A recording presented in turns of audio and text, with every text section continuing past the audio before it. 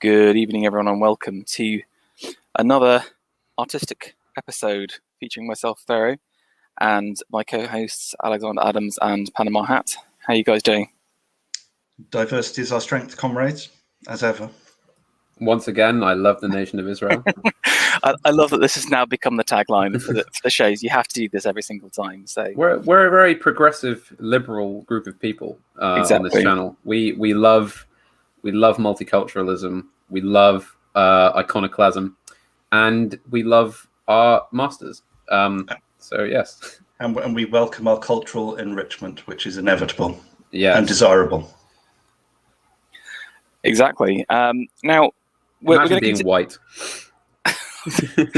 I swear, Panama tries to get spicier every single week. It's pushing the limit here. Well, no, because it's okay because we're talking about the Russians on this stream, aren't we? So we can just talk about how much we love communism. So we'll be fine. They'll give us a pass. Okay. Oh, I should tell you that we may have some Polish students listening, so be careful what you say. Okay, interesting. Yep. So today's our third part, looking at the art of the mid-century period, the various authoritarian rulers and their artistic likes and dislikes. And last time we went through Nazi Germany and looked at how did Hitler portray himself, some of the artists that he brought around himself. And we're going to be continuing on a little bit of that because we didn't really dive much into some of the artistic sphere around himself. Yeah, that's not machine gun fire. That's just some working class person with a very loud motor. Okay. Oh dear. All right. They are still permitted. I mean, until that's definitely not an electric car. I can tell you that much. No, good God. It did sound like an aircraft, I've got to be honest. Yeah. Fly over in the house. A Stuka's coming down. Yes, exactly. It's very appropriate, yes. Okay, cool. So, like I said, we're gonna continue with that, hopefully diving into the Russians. But before we do that, I know, Alex, you wanted to kind of go into a little bit more detail about the World's Fair that we mentioned last time. Yeah, so this is the 1937 Paris Exposition, the World's Fair. Very famously, this is the one where the Soviets and the Germans faced off against each other, facing one another. And apparently Albert Speer, who was the designer of the German pavilion, he admitted that he saw the plans of the Soviets, and that he designed his to be a counter to it. So it was designed by him, and he had there are statues at the front by Josef Torak, who we looked at last week, I think it was, or maybe in the first stream. Yeah. Oh no, it would have been the second one because the first one was Italy. Yeah. So this is a postcard, colorized postcard of the World Fair, and on the left you see the German one with the you can't see it properly, but at the top there's the German eagle. Yeah.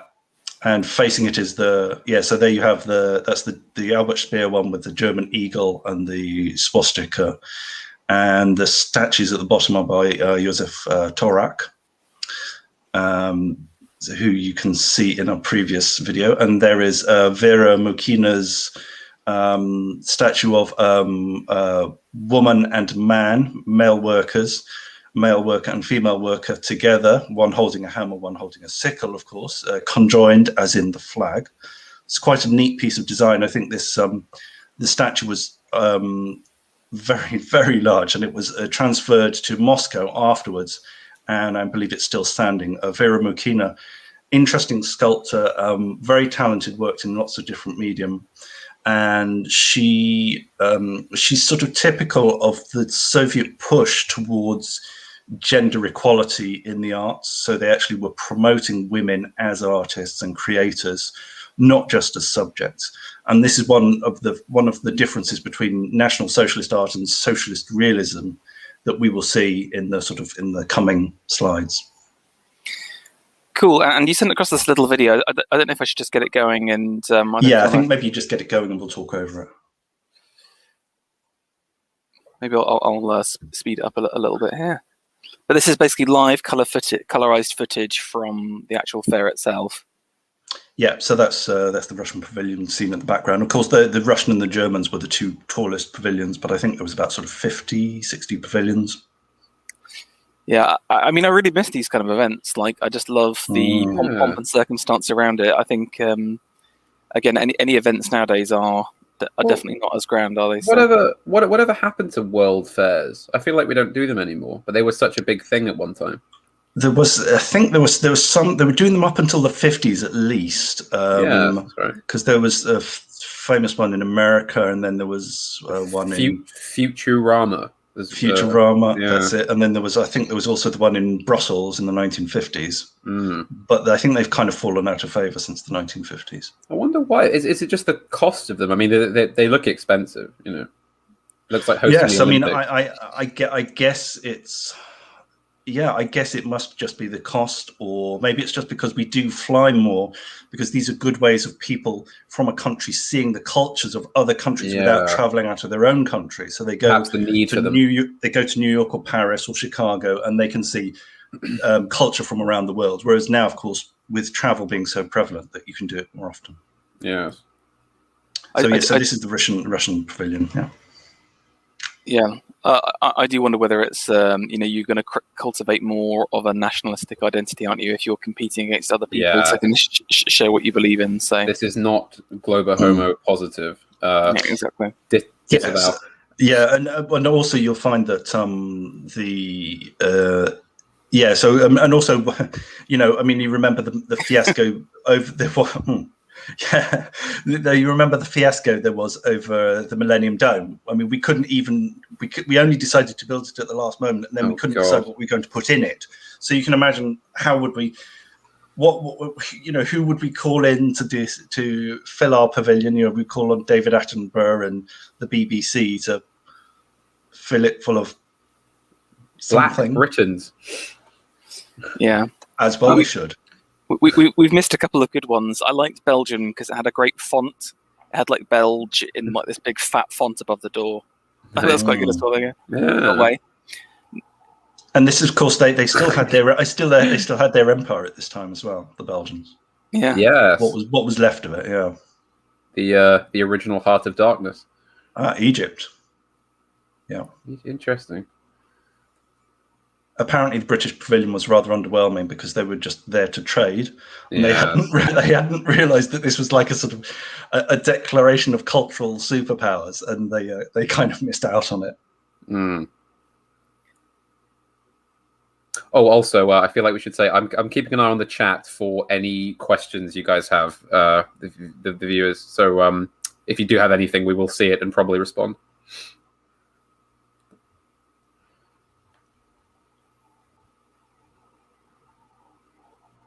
And of course, you got to remember that these were state-backed, so they were controlled by the states.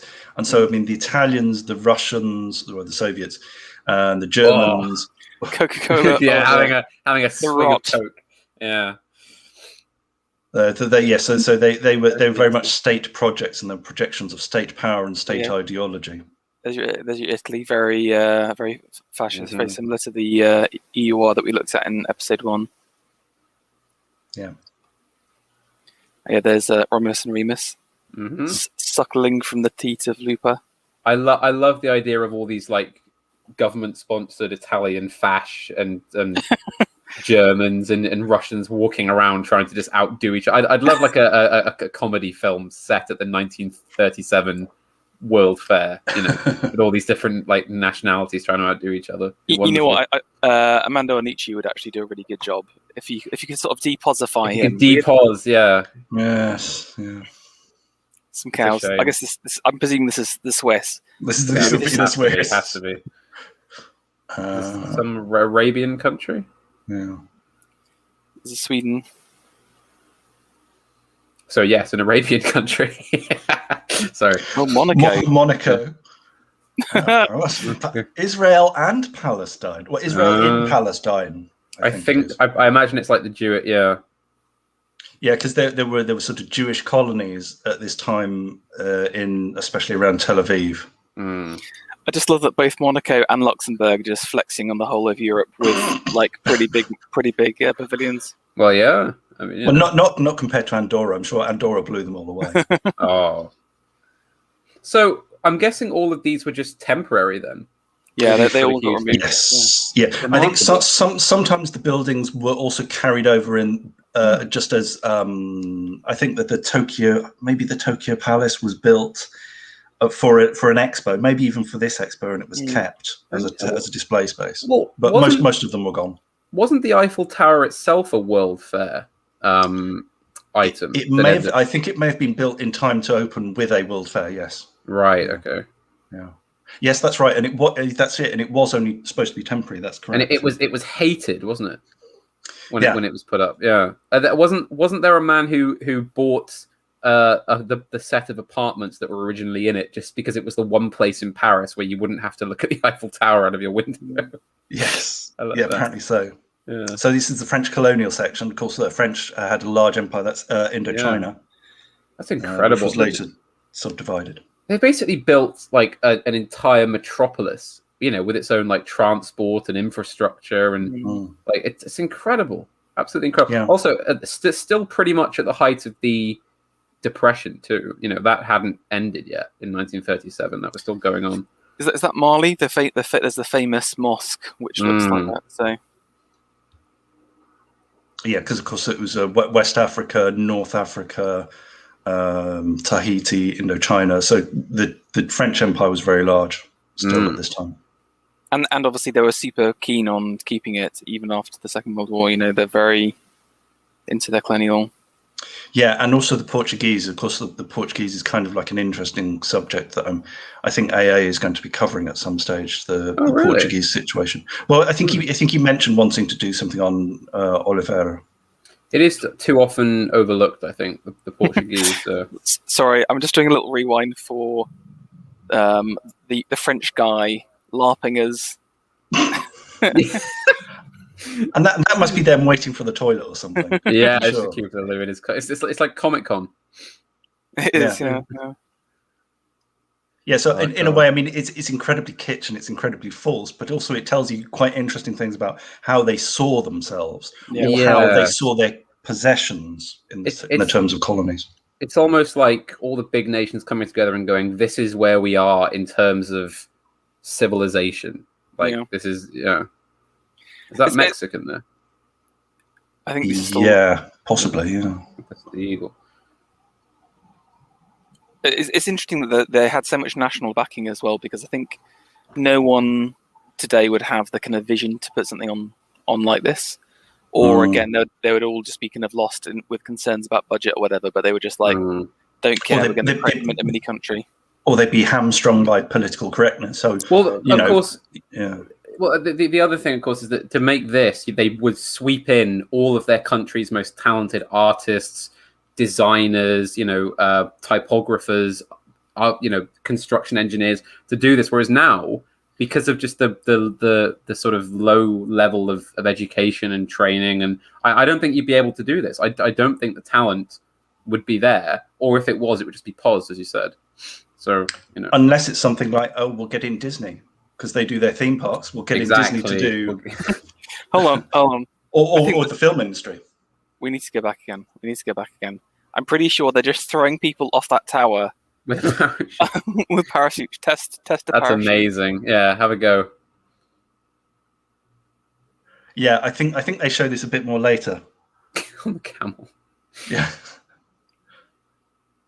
This is quite wonderful. So it's part fun fair and part expo and part trade fair, part sort of educational project.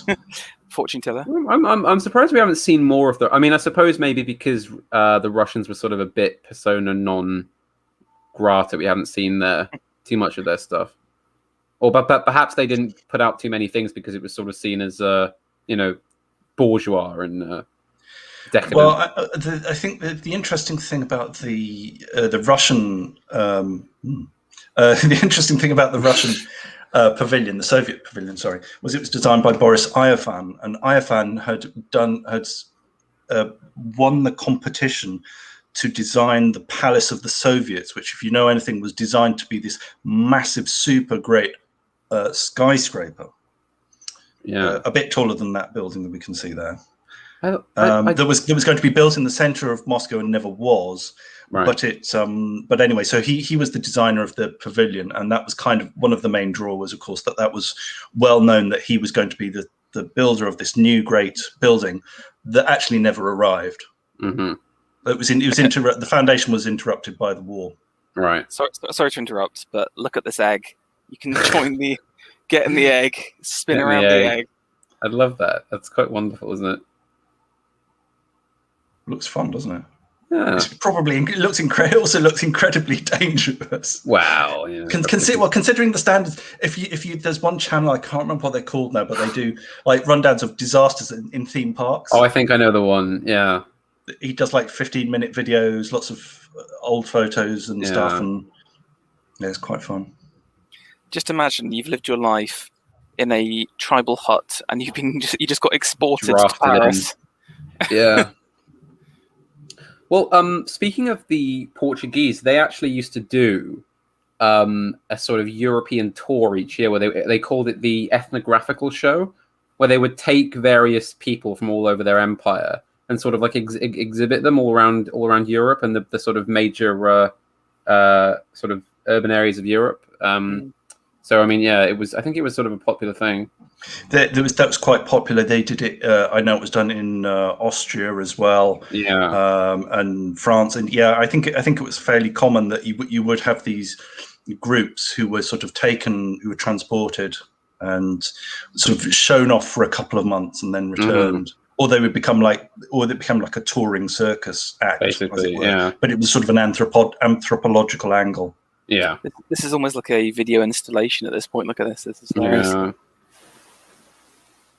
Apparently, the Japanese were very sensitive about the sort of their early sort of around 1900 appearance, and so they were very well known, of course, for samurais, and of course, but what they decided to do was to project in these various international expos, was to promote the idea of the woman, the geisha.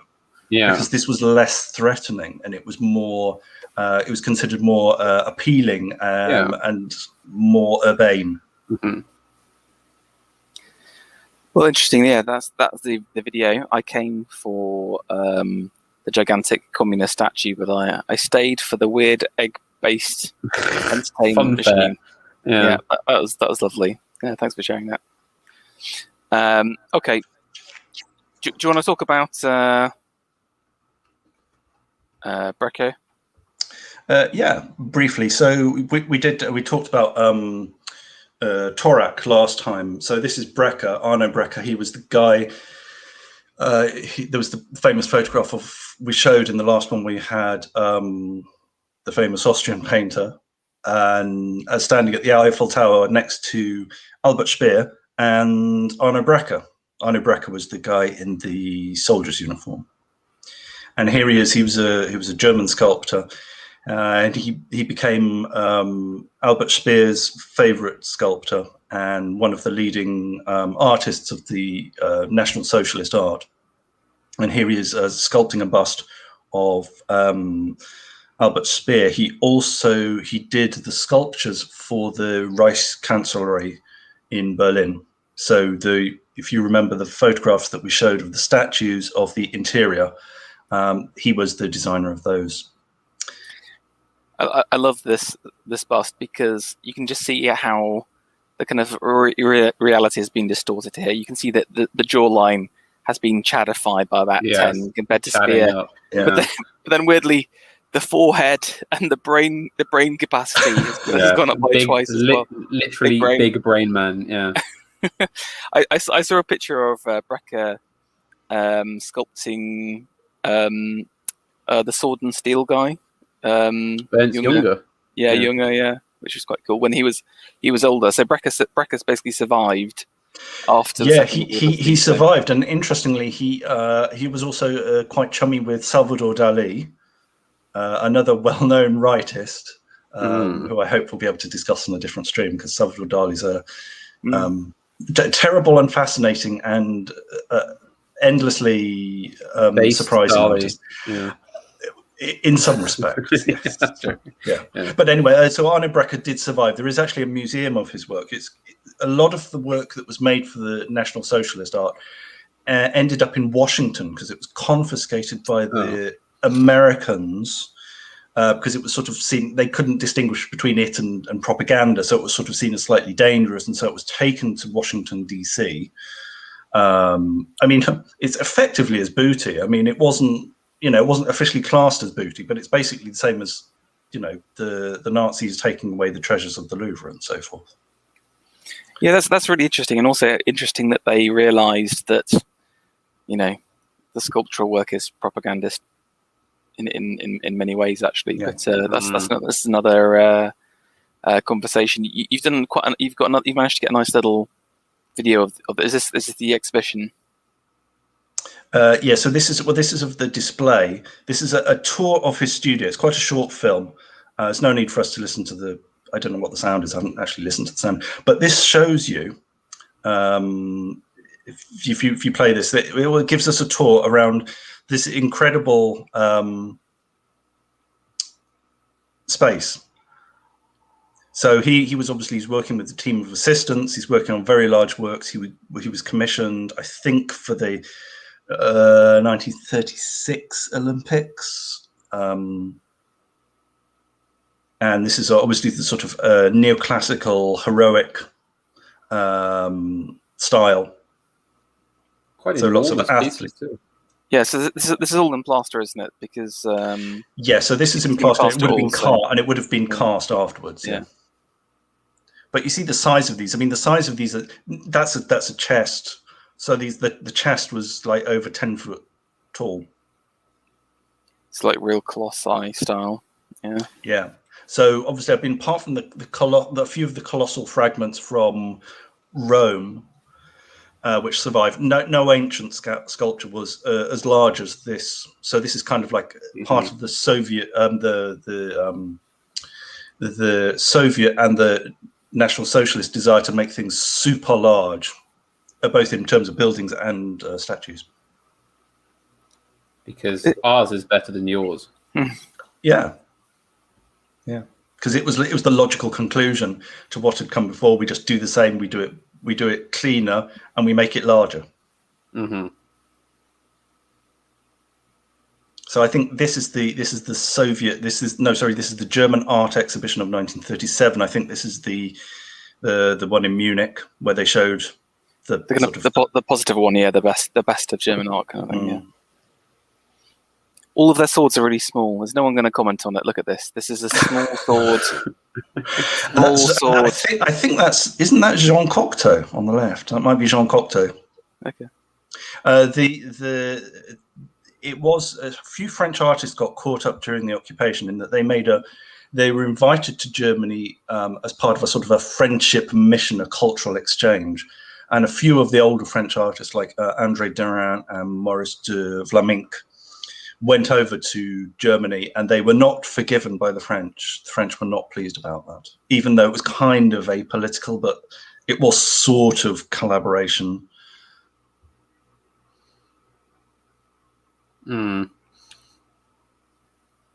And you find that various artists like Celine, the writer Celine, and Knut Hamsun, who we've mentioned previously, they were both sympathizers with the Nazis, and Knut Hamsun was actually tried for treason afterwards.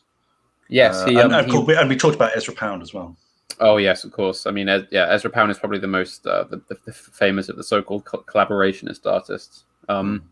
Although again, I'm moving into some spice territory here, but I think if anybody actually reads the what Ezra Pound wrote for his radio speeches, I just advise people to give it a go for themselves. Yeah, there's it's well covered in a 3-volume biography that I reviewed. So if you look up Alexander Adams' Ezra Pound, you'll find my review of that biography. I actually recently bought the first volume of that, and I started to read it. I'll give your review a look in then, because I've been enjoying it so far. Yeah, it's very good, very comprehensive, and it's also quite fair to him, I think, as well. Even though it's not partisan on his bugbear issues, but it does explain very well why he thought the way he did. Yes. Was that a cheeky Wagner at some that I saw pop up? Yeah, got Wagner there.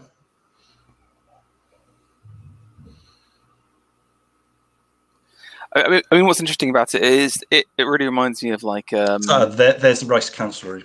Oh yeah, 18th century kind of romanticism, and you know when they have like kind of handsome like Satan. Mm-hmm. Ezra Pound. Mm-hmm. And Salvador Dali.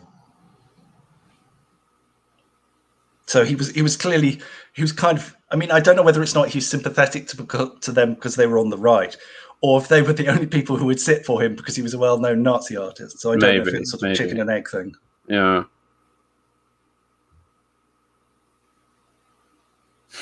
So this is an example of official Nazi sculpture. Yes. Okay, I think we've seen that. I think they were repeating quite a few of the images now. So. Now you've got a couple of other like images from the various pavilions as well. Yes, I thought it was worth talking about the Spanish one because obviously this is 1937. This is in the midst of the Spanish Civil War. Again, recommend AA's cigar stream on the Spanish Civil War with a apostolic majesty. Yeah. Yes, AM. Pastolica. Yes. So they did an excellent stream on the origins of the Spanish Civil War. So this is Juan Miro, the Spanish surrealist. He was commissioned to paint a large picture for the Spanish pavilion. Obviously, this was the official Spanish pavilion because this was under the control of the Republican government. Yes, so of course, it was mid-war, wasn't it? That expo. Yes, and of course the most famous work was not this Juan Miro mural, which has since disappeared. It was actually a small painting by Picasso. Yes. You may have heard of it. Yes. Pharaoh, if you want to reveal the small painting, yes, there it is. Yes, it's Guernica.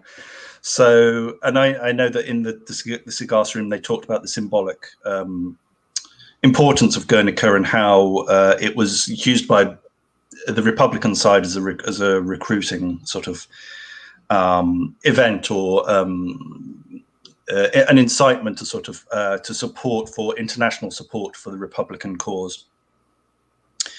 And this is something that Picasso painted. He was commissioned by the government. He started late. He started at the beginning of May and painted this. I think it's 3 weeks, 4 weeks. He did quite a lot of famous studies. I won't go into it now, but he did quite a lot of studies. And then he was photographed as he was painting this in his studio, and it was transported to the Spanish pavilion in Paris. It later went on tour. It was used. It went on tour to went to Whitechapel, the Whitechapel Art Gallery, and was used as. And people there, visitors to that exhibition, donated money towards the Spanish cause, the Republican cause. Mm. Yeah. So obviously, I don't really want to go into a detailed reading of this, but anyway, you can find out lots of interpretations of this online.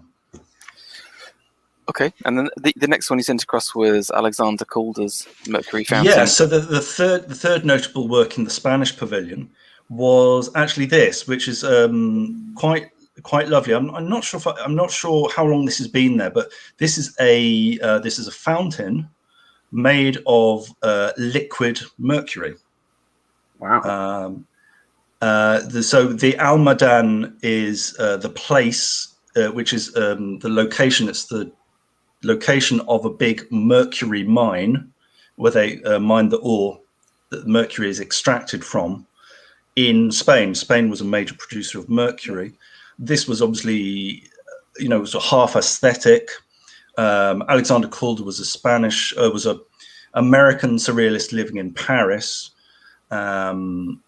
abstract artist, and he was using this design using liquid mercury to sort of half promote the rich the culture of Spain, and also as a promotional tool for selling Spanish mercury. It was actually an incredibly expensive sculpture because of the high cost of liquid mercury. So do you know if the nationalist side sent anything to these exhibitions, or? No, because they weren't the official government, so it was only official pavilions. Right. So I mean, you have that weird one of you've got the Israel in Palestine, yeah, but that was a British protectorate. So I mean, I guess the British could just decide, well, you know, we're going to have this or that because it's our territory, and so we can select who we want. But for the Spanish pavilion, it was only the Republicans who sent something, and this sculpture is now located in the Fundació Juan Miró, which is in Barcelona. So at the top of the hill in Barcelona. So if you go to the top of the hill, this is a great museum full of Juan Miró's art, and this is also where you can see this fountain. Right. No, it's really interesting, and obviously you've got the kind of mobile moves as part of the kind of flow of mercury. So, and is the Al Madan, is that the place? Al Madan is the location of the major Spanish mercury ore mine. Okay. Yeah. I can't see where it gets pumped out from. That's where. I guess it must be going up in a tube in one of those supports. Must be a tube. Yeah, that's cool though. Very nice. Also totally deadly as well. So the mercury fumes would kill you. So don't go I think that I think this is actually behind glass. Because it's the mercury vapor is not good. And also you see there's a commitment here to abstraction and to modernism in the Spanish pavilion, because of course it's Republican, it's progressive, it's modernist, whereas the Germans and the Russians were much more figurative and traditional, as we'll see in the painting later on as well. Okay, and so we've got the back to this article talking through the double exhibition, and maybe just to spend a bit more time on some of these Nazi artists. So should I bring up this list and then we can just go through them all one by one? Yeah, if you just click on the first one, and then you can just sort of cycle through using the cursor. So I mean, don't have to spend that much time on them, but you've got obviously the classic subjects of the landscape, especially traditional rural landscape rather than urban landscape, very big for the Nazis. We'll be talking about the socialist realism in Russia, and you'll be able to see a slight difference, but there are many ways in which they overlap. Physical prowess, sporting prowess, the athletes. Is this not an African man, or is this just me? I don't know. I couldn't say. It could be. I think it's just a boxer with sort of rather broad features. Okay. I guess it would make sense. I don't think the Nazis were terribly keen on Africans. No, so they love diversity. Probably not.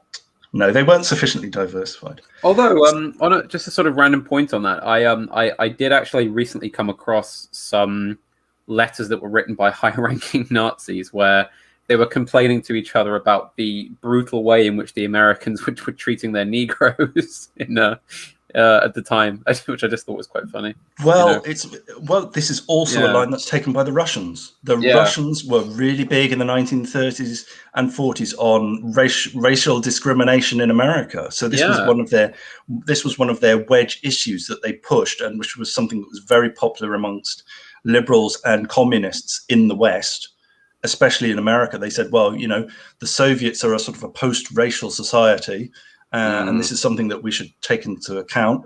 It's not strictly speaking true, but this is how it's presented. Very, very humorous thing when you think about all the racial, the ethnic problems of the Soviet Union. Yes, and I mean there was a whole string of African American artists and musicians that went over to the Soviet Union between the 20s and I think probably around the 50s before it just became too much of a politically charged thing to do. Yeah, and there are lots of British leftist intellectuals, including H.G. Wells, went there as well. Yeah. Mm-hmm. So this is Russell. Yes. So here we have a typical scene of peasants. Again, you'll find this in Russian art as well, in Soviet art as well.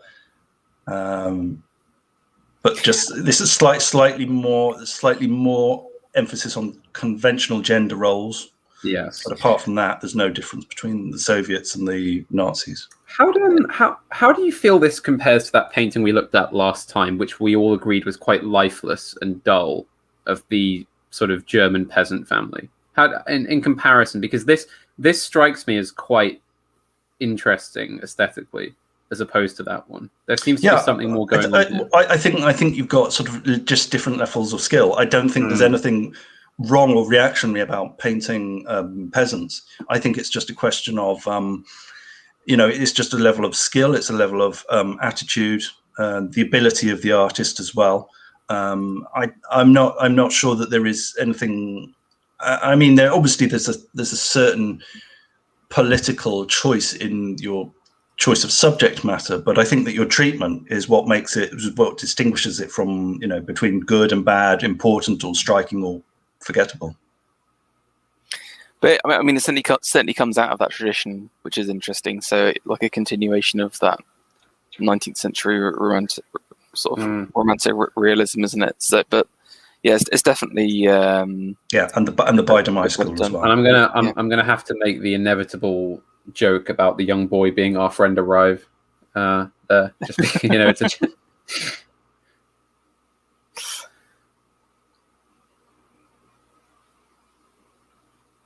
So yeah, this is another Breker, Dionysus. Yeah, so I think this might even be one of the ones from the Reichskanzlei.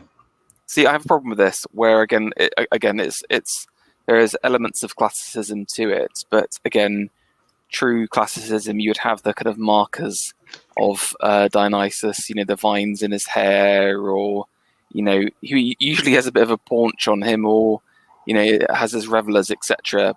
Without the title, you would not be able to realise who this is meant to be. Well, I would just say to you, true classicism has never been tried, comrade. I'm quite interested in the pose on that statue, though. And the proportions are definitely out, because you've got the super wide shoulders, which is certainly not what you'd find in classical sculpture, not in Greek sculpture. Yeah.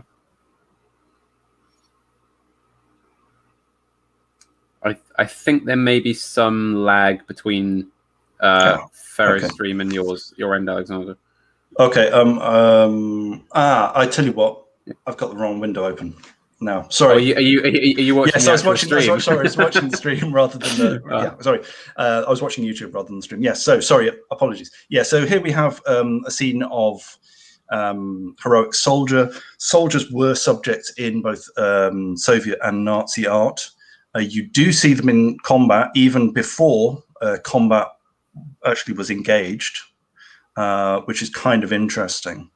So it was sort of a preparation for sort of martial imagery in advance. Mm-hmm. But even then, obviously, kind of like the technique they're using is, more modern. But I think it still does pull from those kind of earlier 19th century vibes, just from some of the kind of the kind of landscape setting. If you're going to go back to the other farmer one, it's like this kind of desolate farm landscape, and you've got the desolate landscape of war, and again these kind of like noble, the noble workers, the noble soldiers. It's not like an officer or someone like that. It's just your standard Michael or whatever. Yeah, your standard Horst or Fritz or whatever. Yeah. It was also, remember, in the Weimar period, you had Otto Dix and George Gross, and when they were painting soldiers, of course, it was always satirical. It was generally satirical. It was generally critical. So it was divided between the the aloof, absurd generals and the pitiful crippled veterans. Mm-hmm. Obviously, the Nazi artists avoided both extremes and went for the sort of standard heroic man of action poses. Yeah. I'm interested to see how many landscapes are in the mix for the Nazi art, because again, I think it's definitely, well, landscape's always been part of the German imagination, I think, but they are really loving the. Yeah, and also, I mean, to be fair, it's also quite a relatively neutral subject as well. So if you are not politically committed, you can certainly make a living painting landscapes without ever actually sort of declaring your, political allegiance either way. And the peasant scene, yeah. I'll skip through the presents. And this is another. So this is an allegory by Zwiegler. Zwiegler. So he specialized in painting nudes. These are the 4 elements. So you have fire, water, earth, air. I think I love going air. left to right. I love air because she's just sort of like pointing to nothing. Yeah, and her hair's blowing a little bit. So that's how you can tell. But yeah, so this is kind of like. This is sort of classicism combined with kitsch, combined with the naturist cult of the early 20th century. Yeah, it's interesting because again, this is I'd say relatively racy, and again, like certainly the level of pubic hair on show, for example, kind of pulls it away from that classical tradition. Yes. To more of that nudist. That there is something about the early Renaissance as well as part of this. So again, the kind of use of the triptych, which is obviously the 3 paintings, which is traditionally in churches, and you're kind of splitting your message across 3 canvases. But they've actually just he's taken one scene and split it into three pictures. I guess interestingly, there should be some crossover with the. With the mats, but the drapery, yeah. So maybe it's meant to kind of be a bit of differentiation between them, but I mean, there might. You've got to remember that also might be the frames might be thicker. Yeah, that's there might be sort of. I imagine they've got sort of gilded frames around them. Yeah. So the pubic hair thing is obviously something that comes from photography and from naturist photographs that were sort of common in the period, and that differentiates them from the romantic and symbolist art from the early 19th century, which wouldn't have had that. Yeah, there's some other interesting stuff around the eyes, and notice how none of the women are staring at you at all. So again, they're all in a kind of modest, demure demeanor. So even though they are totally nude, they're not kind of confrontational at the same time. So I can see how this would still appeal to. This is the kind of trad waifu that the typical Nazi wanted, basically. Yeah, and also it's interesting that there are slightly more nudes in Nazi art than Soviet art, and obviously there's this sort of issue of the racial issue, because of course theoretically for the Soviets race was not an issue. It sort of was, and it became later on in the 30s and 40s and 50s. But theoretically in the 1930s it was not an issue, whereas with the Nazis obviously this was a great part of their plank of their belief was determined on racial purity, and so the woman represents the racial purity of the Aryans or the Teutons or whatever, and that's so why you get lots of Venuses, whereas in Soviet art you tend to get sort of female athletes who are sort of barely clothed, or they're clothed in sort of skin clad and skin tight sort of sportswear. So there's a slight difference in presentation.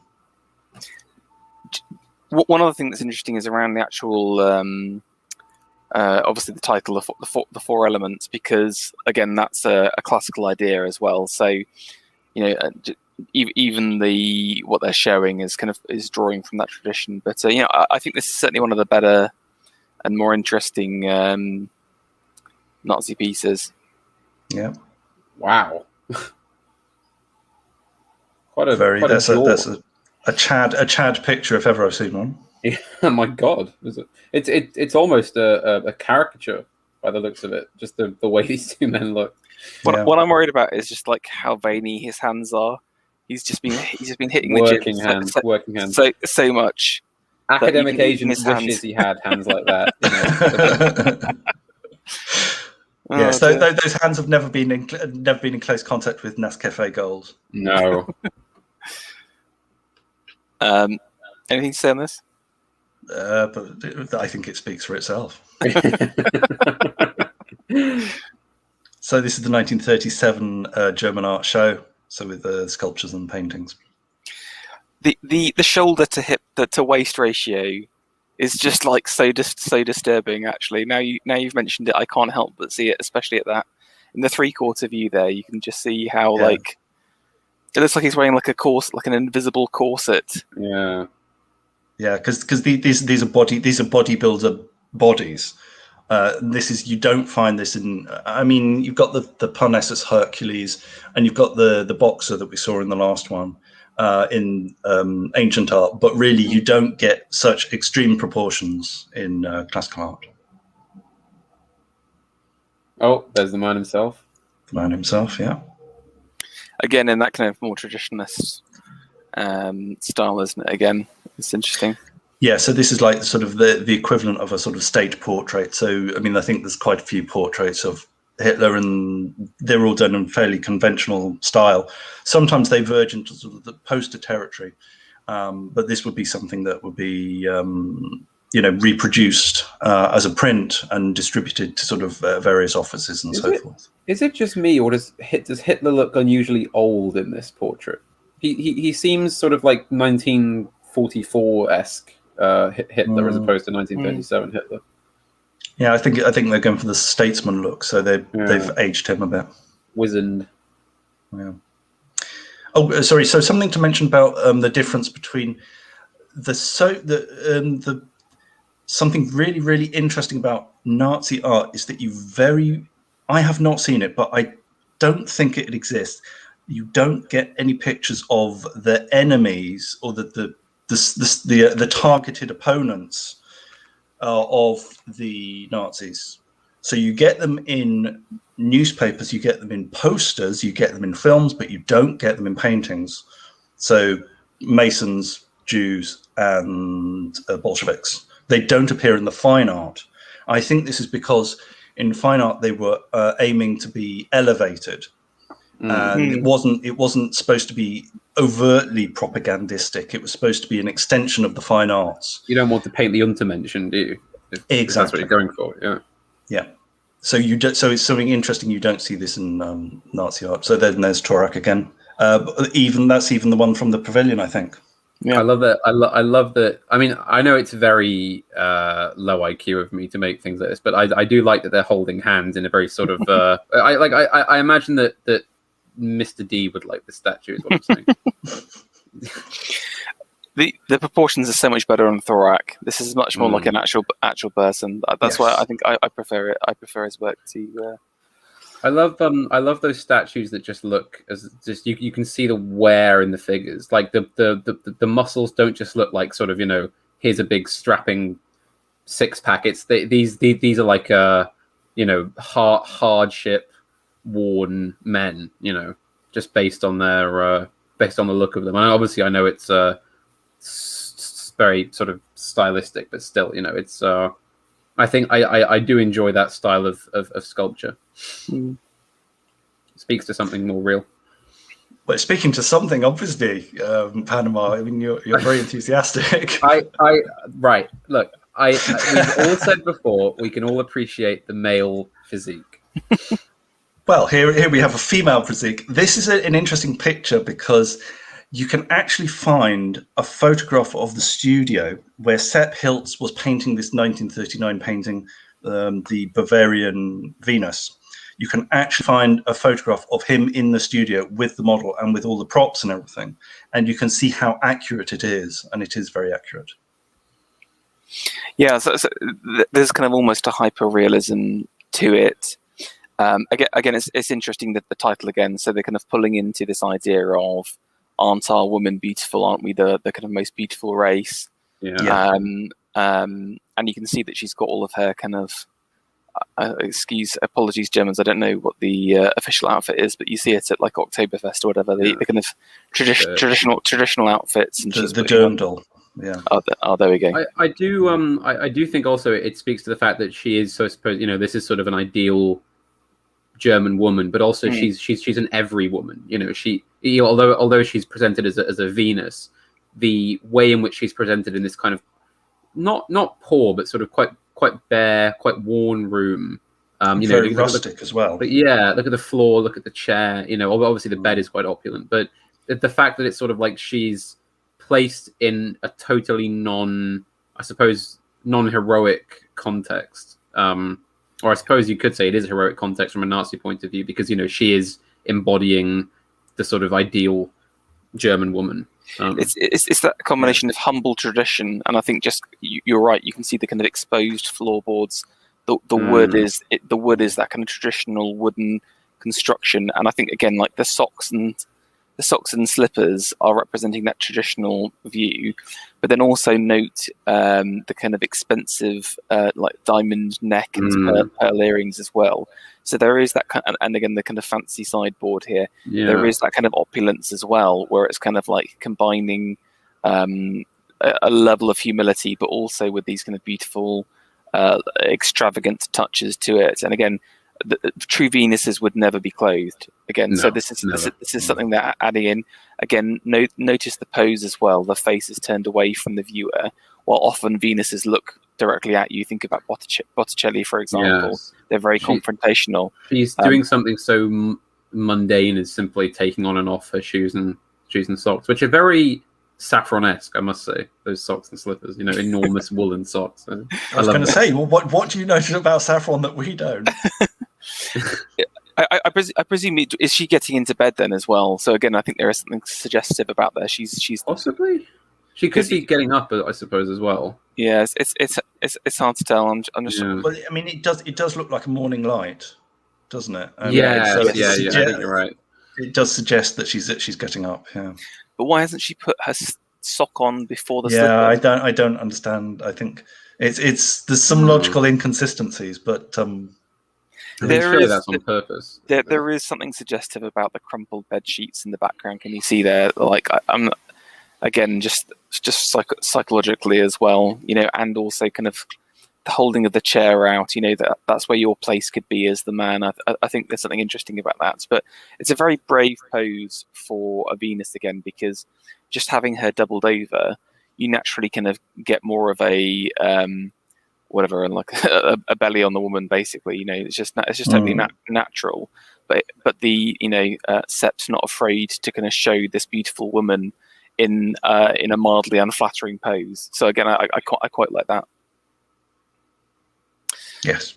So I think both of your aesthetic needs have both been satisfied. So Panama likes the male sculptures, and Ferro likes the this is completely unfair. It's completely unfair assessment. Okay. It's not gay to appreciate the male physique. Okay, I think as an art critic you should know that. Okay. Well, I'm not the defensive one. So here we have, something from the war years from 1940. There is a slight change during the war years in that you get more scenes of warfare, kind of understandably. And there's, I think that there's a slight reduction in the amount of painting materials and linen and stuff like that, just because of the war shortages.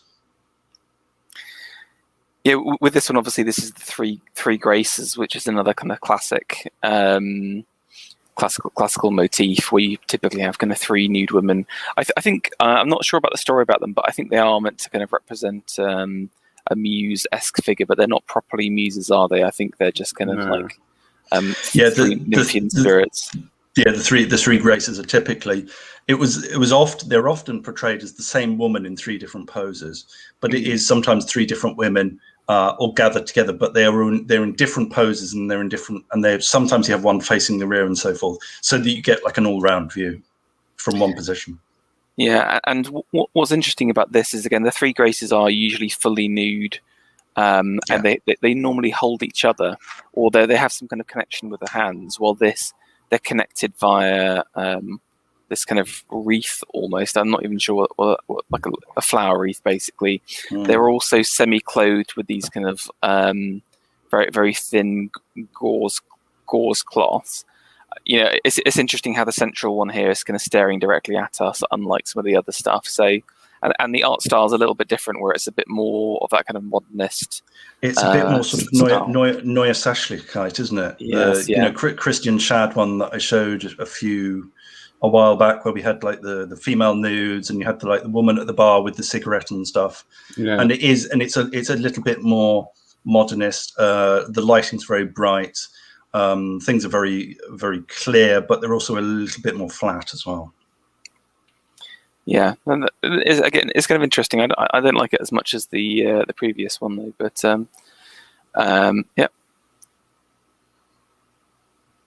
yeah. So here's another heroic, ultra heroic statue.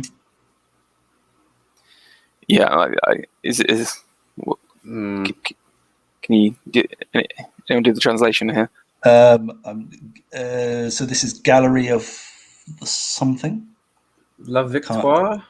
La Victoire, so victory. Yeah. So I can't really read it. Yeah. I'm really not a fan of this. I mean, it's just like, you know, these Germans, they really have something to prove, don't they? They really have something to you know, it's just such an absurd declaration of your own strength. And I suppose it did come at a time, looking at the year, when they were doing quite well. You know, let's not you know, they conquered a large part of Europe by this point, but still, you know, it's again, and I'm not really qualified to go into the details of the style, but I do think it's just bordering on a caricature, you know, of what you're trying to go for. This feels almost like a reaction to some of the Soviet work, because if you see some of the earlier stuff, if you just go back again to the Breker or the Thorak, you know, there's something very Germanic and Teutonic about this, just naturally. While this feels like this could be communist if you replaced the. If he was holding a hammer instead. It could also be Italian too, I suppose. I mean, the sword looks quite Roman. Yeah. Yeah, but I wonder whether they've kind of been influenced by some of that kind of Soviet realist stuff, perhaps. But this time. Also, I would say maybe from Art Nouveau and French statuary from the end of the Beaux-Arts period. Yeah, that's true. That the eagle is very, again, like un-Germanic again, because the German eagle is much more rigid and structural, while this is kind of more fluid, but. Yeah, it's not really working for me either, I think. So here was a korai. You know, the korai is the Greek classical figure where you have standing upright, looking forward, moving, stepping forward. And so this is the Nazi version. I rather like this one. Yeah. Yeah, I don't have too much to say on it. I think it's a very pleasant statue as well. So here is an example of, I think this is entering the kitsch territory. Entering coom territory, perhaps. You know what? There is a period towards the kind of like late Victorian era where they have lots of these kind of like busty mermaids, you know, throwing themselves at sailors and stuff like that. And it is kind of like, you know, like where it's borderline where they're kind of doing this kind of art for red-faced gentlemen or whatever, and I feel like this is definitely something similar to that style.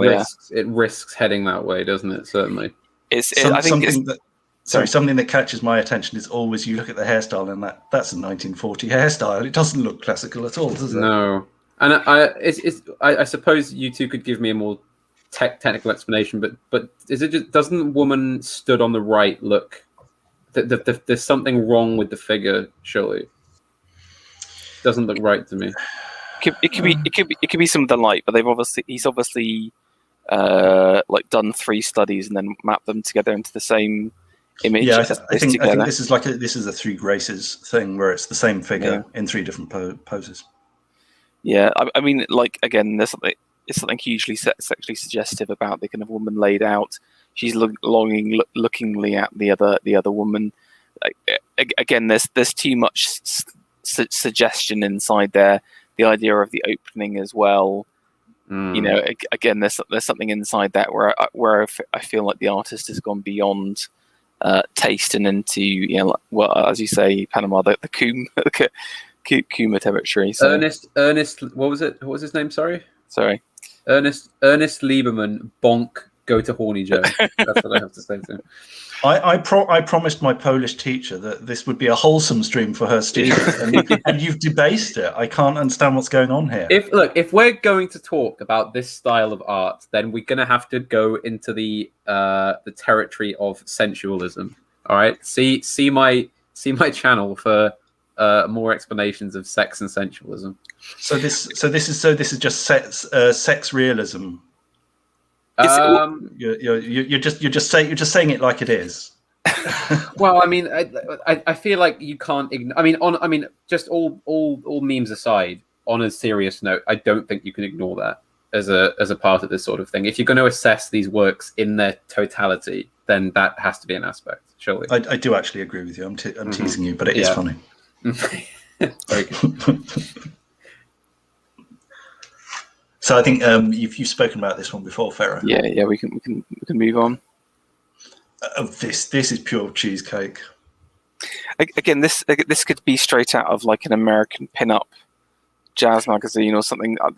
It's just that the pose again, where the kind of legs are apart.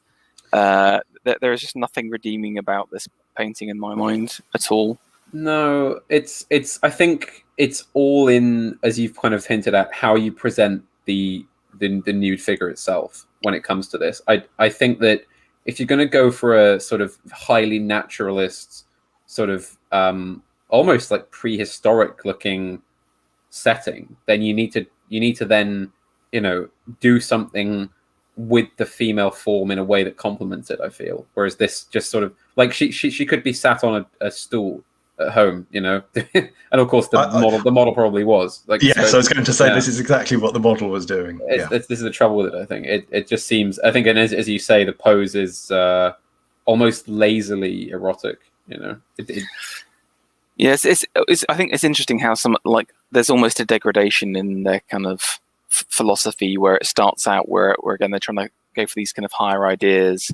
But then they're sort of consumed by their own passions, by the kind of like 42 at this stage, Yeah, but I mean, obviously you've got to remember that these artists have to sell these works as well.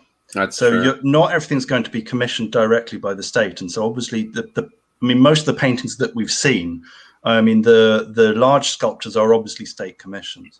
The small paintings are usually done on spec, and you're exhibiting them and selling them to private customers. Now, often those private customers would be officials of the Nazi Party, but you're going for whoever's going to buy the picture. And so this, it's not noticeably Nazi. She hasn't got a swastika armband or anything. And this is the sort of thing that you could sell to sort of like a fairly prosperous businessman for him to keep in his bedroom. Yes. It's really reminiscent of this. There's a painter called Godwin, who again does these kind of like, again I would just call them like pin-up. This is just a pin-up picture rather than proper art. So, and there's another Breker again. Okay, I think that's it for the Nazis. That's a wrap.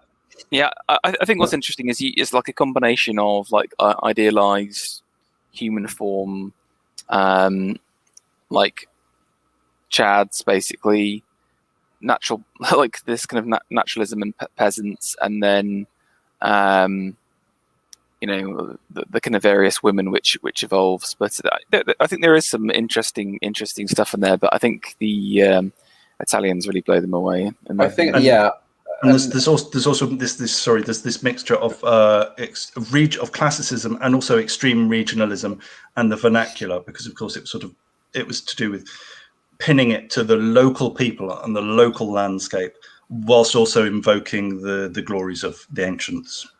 And I think on the whole, my take on like the sort of Nazi art period, and I'm not. This isn't a take on the individual pieces themselves. Obviously, each one has its own flaws and merits, but on the whole, I think it fails because it's completely incoherent. Basically, it doesn't know whether it's modernist or traditional. It doesn't know whether it's mystical or realist or spiritual or materialist, or whether it's just a simple celebration of the folk, or whether it's aspiring to something completely heroic. You know, it takes it sort of it's the artistic equivalent of being a sort of jack of all trades and a master of none. I think, you know, it just, I think that's its main trouble. And I think, as you say, the Italians blow it out of the water with their like pure like drive into modernism, because at least that's picking a coherent way forward, and they're attempting to do something which they sort of know what it is they're trying to do, whereas the Nazis just don't. And I also think that the Nazis slip into just being bourgeois with their art a lot of the time. I think what the Nazis did in architecture is they were quite. I mean, the architecture is not necessarily that good, but they can effectively use modernist styles and techniques in the way that the fascists also did in Italy. But in terms of art, they are completely anti-modernist in terms of art, and I think that this limits them a lot. The Nazi painters and sculptors. Okay, wonderful. That brings us to an end to the first little segment. I know, Alex, you've got your section on the socialist realism, but if we can just pause on that for a second, because that'll tie into my section, if that's okay. Yep. So what I thought we'd just do is to have a quick look at, I did this last time when we looked at some of kind of Hitler's posters, but I've got a couple of bits of comparison between posters from the Lenin's period and Stalin's, just to kind of queue up and give us a bit of contrast to some of the Germanic feeling from their artists. So interestingly, it was quite hard actually to find lots of Stalin, or like posters with Stalin on them. There were actually obviously tons of Soviet posters up until his death in 1924, but they're very much more around like just general troops or general messages. And obviously, there's the kind of cult of personality that comes with Stalin. I think he obviously recognizes the importance of putting your face everywhere, basically. But this is the first one, which I found really hilarious, because I feel like, I don't know if it's the angle or something, but again, just proportionally, Lenin looks super squat. Maybe it's almost kind of like you sort of you're meant to be looking up at him. I think he was, to be fair. I think he was quite a sort of small squat fellow. So it may just be a real. Sorry, but anyway, go on. No. Well, exactly. But or again, his kind of arm length, it just feels weird. What's the iconography of having one hand in your pocket? Come on, Pharaoh, analyze that. I call that the Sargon of Akkad pose. Anyone who has a hand in their pocket is it's terrible posture. I can tell you already. Like body language, this is just beta male instantly. I mean, now that you mention it, a huge amount of pictures and art of Lenin, he has a hand in his pocket. I don't know if it's just meant to be a kind of like, yeah, I'm just a bloke like you. Like there's that awful painting of Tony Blair in like a hoodie and jeans in his office, and he has his hands in his pockets. You know, so I think it's trying to look. Yes, you showed that to us, didn't you? Yeah. The portrait. Yeah. Terrible. Well, that's the first one. This is the second one, a kind of a more graphic style. I mean, at least he's got the kind of clenched fist there, but I love the face. It's kind of just like he's lost the will to live. If only you knew how bad things really are. That's the face. He's just looked at the whatever the. He's just trying to be thinking about pricing. Do we have any clue of what the text says? Yeah, that says proletariat across there. You're guessing now. You're just picking that out at random, but you probably are correct. Yeah, it is. I can read Cyrillic very, very slowly, and I just happened to look at the web beforehand. But, but I think it's kind of like the proletariat of the world are kind of firing out from Russia, and you can see here it's gone from kind of agrarian to industrial. It looks like an inferno. Yeah, it looks like it's on fire. It's not a great, portrait of Lenin, but again, I think at least they're kind of trying to show his muscle there with the clenched fist, and then the kind of he has quite a saint-like pose, doesn't he?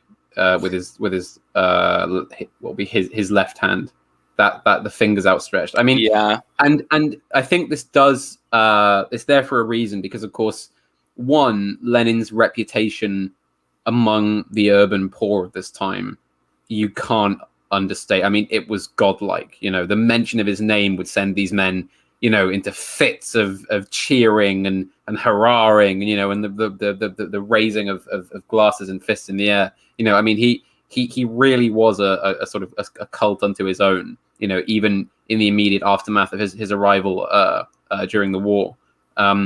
So I mean, just like a simple portrait, well, a sort of simple, like half-colored portrait like this. I mean, it would inspire, you know, great feelings of affection when they saw it. And of course, these Russian poor, who probably, like, you have to remember, of course, that the Russian proletariat, the factory proletariat of, say, 1918, that's not how they started out. They would have all started out in the countryside. They would have been schooled by the church. They would have been taught to respect the kind of saintly icons as young men, as young boys. Then they would have moved into the towns to get jobs in the factories as they grew older, and where they would have stayed and become the proletariat. So I mean, you know, there's a very on purpose merging of kind of saintly icons and communist leaders for that reason, because the Russian worker instinctively identifies authority and sort of admirability with that pose and that style. So I think that's why specifically they went for it. Yes, it's definitely iconic. Like, also, I've just realised that the fist is also right next to America as well. So he's literally shaking a fist. Ironic, given that was one of his major backers to come to power. But we'll deal with that another time. And this was another. This is more of I think towards during his death, or like after his death.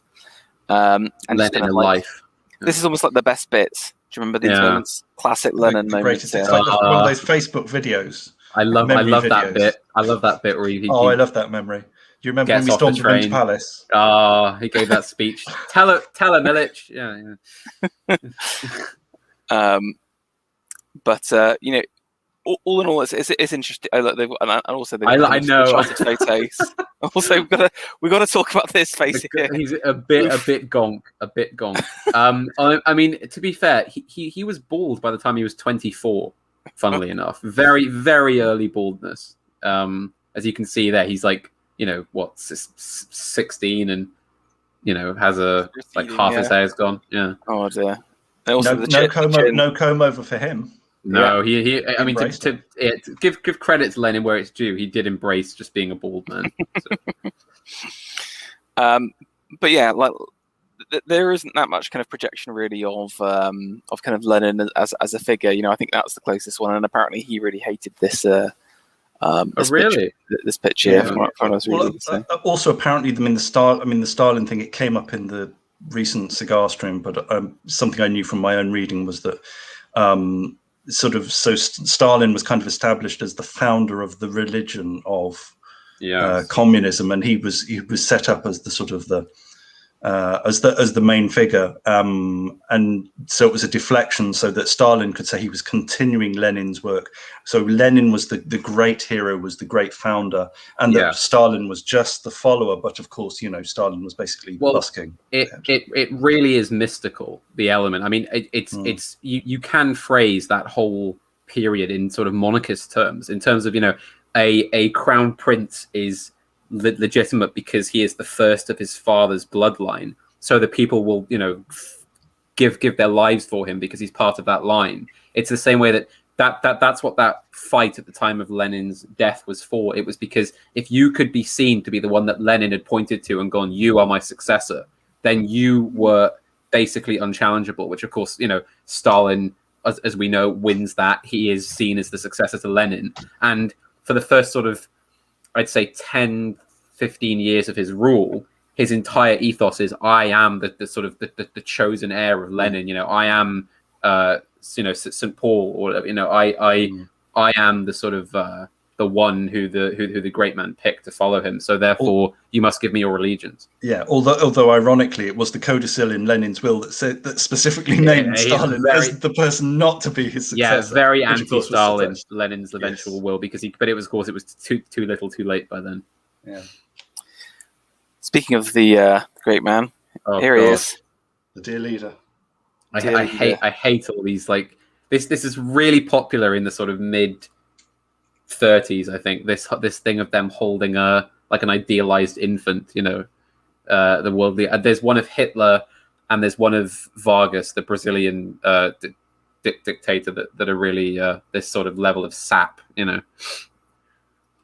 I mean, it's undeniable schmaltz, but it's interesting again. Like, Lenin would only portray himself in like either a military or an industrial setting. Yeah, this is again the focus on family values. Again, almost sort of similar to what we saw with some of the Nazi posters as well, basically. So it's interesting. Again, I don't want to go in the well, it's Stalin as the father of, it's the sort of the Stalin as the father of the nation. I noticed in your thumbnail for this video that you had this picture, and I think you've really dropped your thumbnail going. He needs to have laser eyes. You need a red circle. You need a yellow arrow. Yeah. You need, like, Nazis hate this man. Click here to discover why. Yeah. I will I will increase my clickbait your thumbnail skills. Game. Yeah, Good. Exactly. Yeah. This is kind of interesting. Is a little bit later, and we talked about kind of ethnicity, and obviously one of the big issues that the Soviets had was trying to kind of how do you pull together a Mongolian with a Kazakh with a St. Petersburger.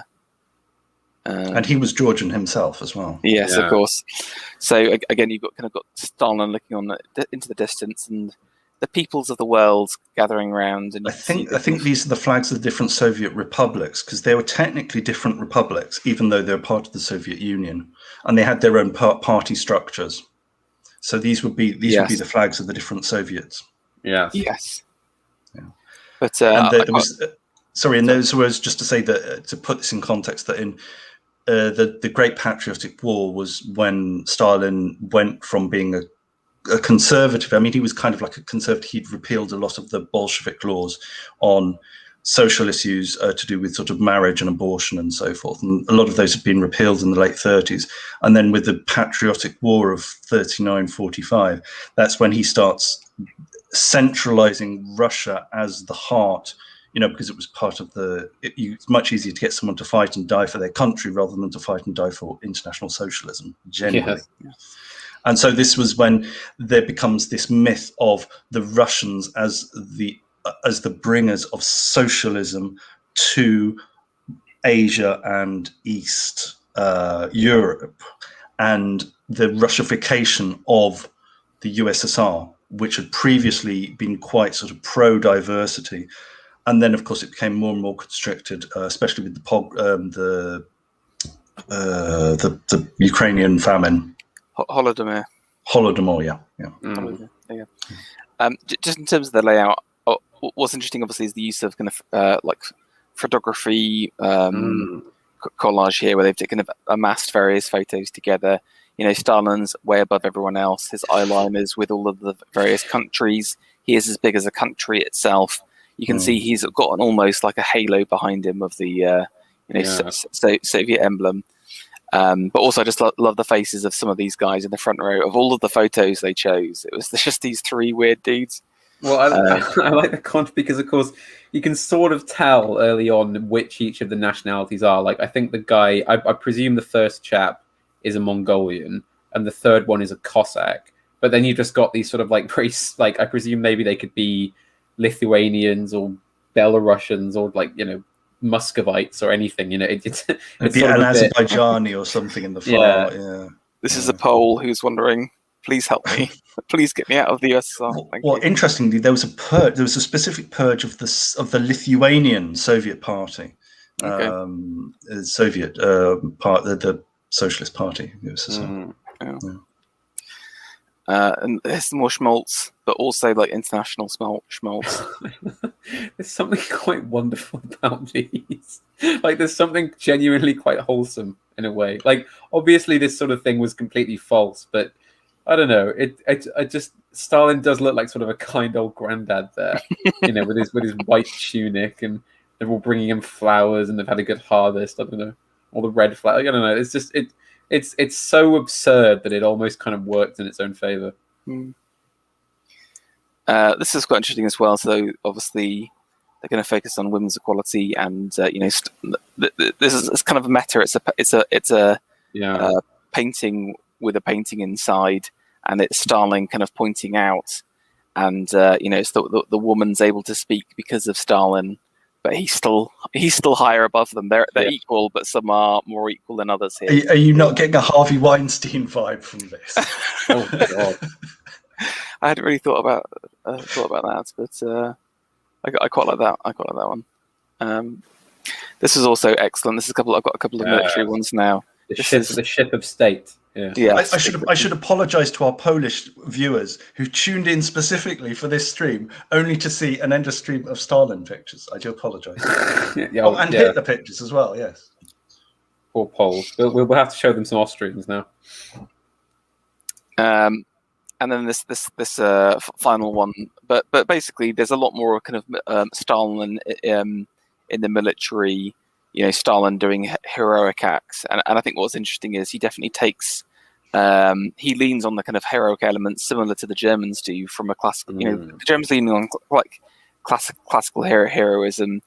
Stalin is leaning on I guess kind of Russian historical heroism, basically, and we'll see more of that in a second. Now, I've got a couple of artists, and I'm sure you guys can talk a little bit more than me. But the first one, I didn't realise this, but apparently Chagall was a commissar of the arts for the Soviets. Yes, he became an officer in one of the regional headquarters. He became like a head of an art school as well, and so he'd made his name in Paris. He was originally, I can't remember he was Jewish, but he was born in Lithuania. I think it's Belarus. Belarus, okay, Belarus.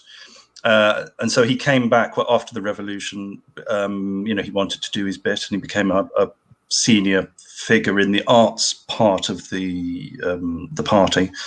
And he was in charge of sort of pedagogy at Vitebsk, I think. Academy, and so this is one of his paintings. Because he based a lot of his paintings on his childhood in a shtetl in Belarus, very poor, very rural, very Jewish, and so this was a subject matter that he would keep for the rest of his life, even though he spent actually most of his life in Paris. In France, he would leave the Soviet Union in the 1930s, and he didn't come back. Yeah, so it's interesting that obviously, so basically, as part of kind of Lenin's takeover of the state, there was a big emphasis on creating this new art, getting kind of young artists in both a literary and artistic perspective to kind of train the next generation and to kind of shake things up. And so you've got this. This is about 1918. So very very radical, slightly cubist, but obviously very surreal piece of art. I mean, Chagall keeps coming back to the motif of this kind of the dreamscape, where I think it's always like self-referential with himself and his future wife, isn't it? His first wife, who died quite young, apparently. Exactly, but again, if you think back to if you guys can remember our Symbolist stream where we looked at some of those kind of late 19th century Russian artists, this is a real departure from tradition, from the kind of popular styles that would be around in the Tsarist court. So, Lenin's making a big statement by getting these radical new thinkers involved as part of the kind of art scene. And there is none more radical, in my opinion, than Kazimir Malevich, where he looks here like almost like a Renaissance count. I think this is quite a wonderful portrait of him. But yeah, but this is very late.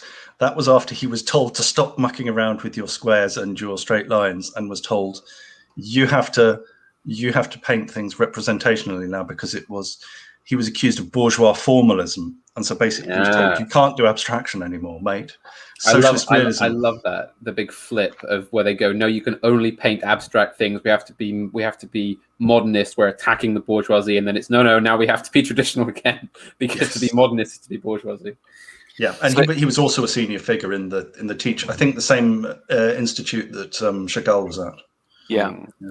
So this was kind of like his earlier style, isn't it? He kind of theorized this idea of supremacism, or not, sorry, the supremacist style, I should say, not supremacism.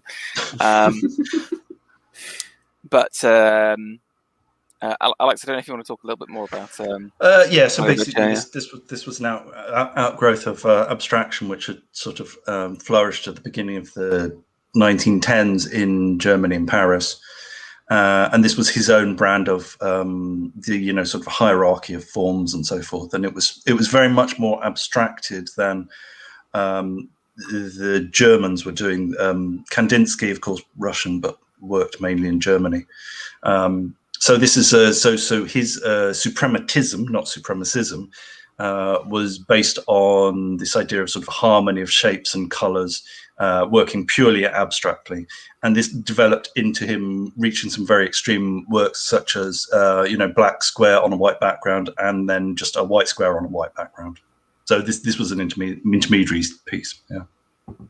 Yeah. So I find it to be unbelievably radical. Again, this is like, is it like 1920 or something? It's pretty early still, isn't it? And again, if you think that the Americans come back to abstract art or whatever in a big way in the 60s or whatever, this is really predating all of that. So and at the time, and in the first years of the Soviet Union, this was not the only official art, but it was officially approved, because it was seen as destroying the order of the bourgeois, destroying the order of the old hierarchy of czarist conventionalism and so forth. So it was seen as so radical. It was seen as the radical artistic counterpart to the radical social counterpart of Bolshevism. But of course, that quickly became out of fashion, and by the end of the 1920s, beginning of the 1930s, it had been replaced by socialist realism. We're going to get to that moment in a second, but one thing I thought was worth mentioning was around some of the movie stuff that was going on, and again, the kind of Russians in the Leninist period pioneering some kind of visual styles that, again, it's I don't know your opinion on whether this is kind of like true art or whatever, and I don't, but basically the Russians pioneered things like photo montage, where they would superimpose videos on top of each other, or to have a series of super quick cuts as part of their work. And this is Dzinga Vertsov, which is I think this is something like a man holding a camera or something something like that. It's quite it's intentionally done as like an artistic piece, but I thought it was worthy of note. I think some of the more interesting stuff actually is done on the kind of the video side.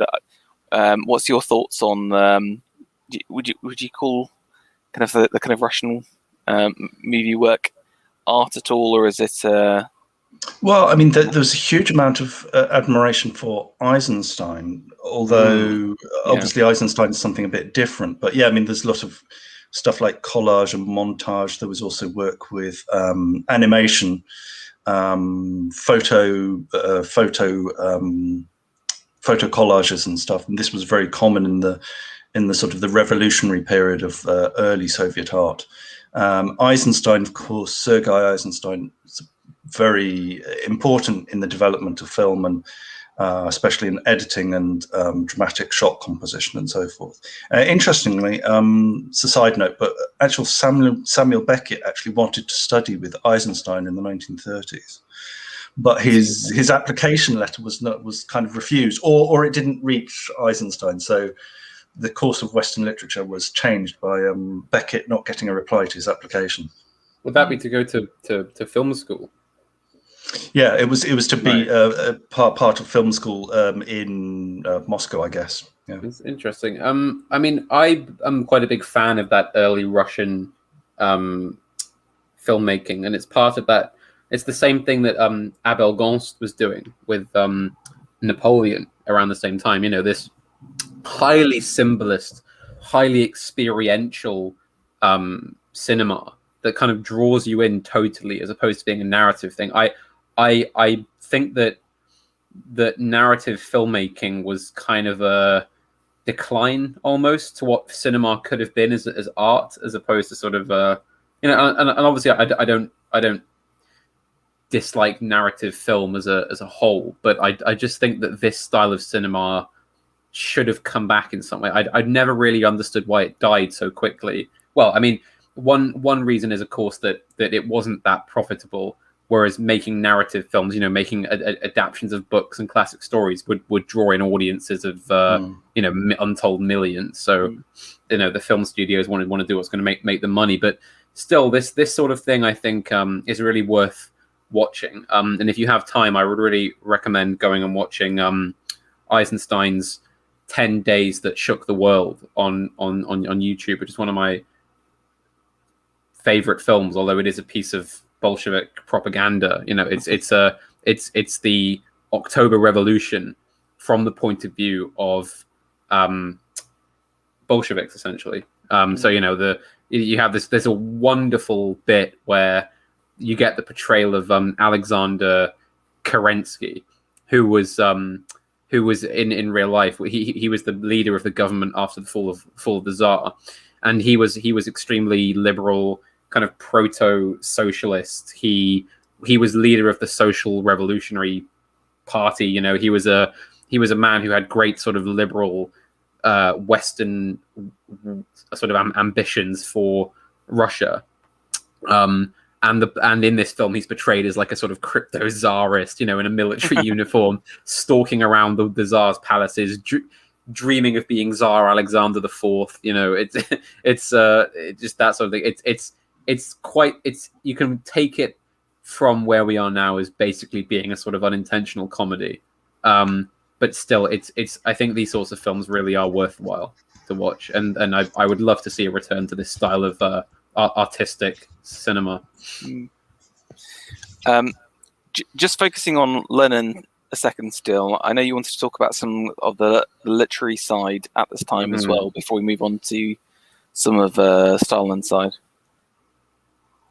Yes. So essentially, the so-called Soviet 20s are a very liberal period for the arts, and particularly for Russian literature, where kind of all of a sudden Russia catches up to, say, you know, France and Britain in terms of what's happening with literature. And basically, because all the restrictions are removed, you know, if you wanted to be a writer prior to the Bolshevik powers coming in, then you had to be very careful about what you could say, and there was generally a move to writing very not this. I'm not saying this makes them bad, of course. You know, there's some Russian masterpieces out there, as we all know, but writing very kind of personalistic, quite sort of removed from.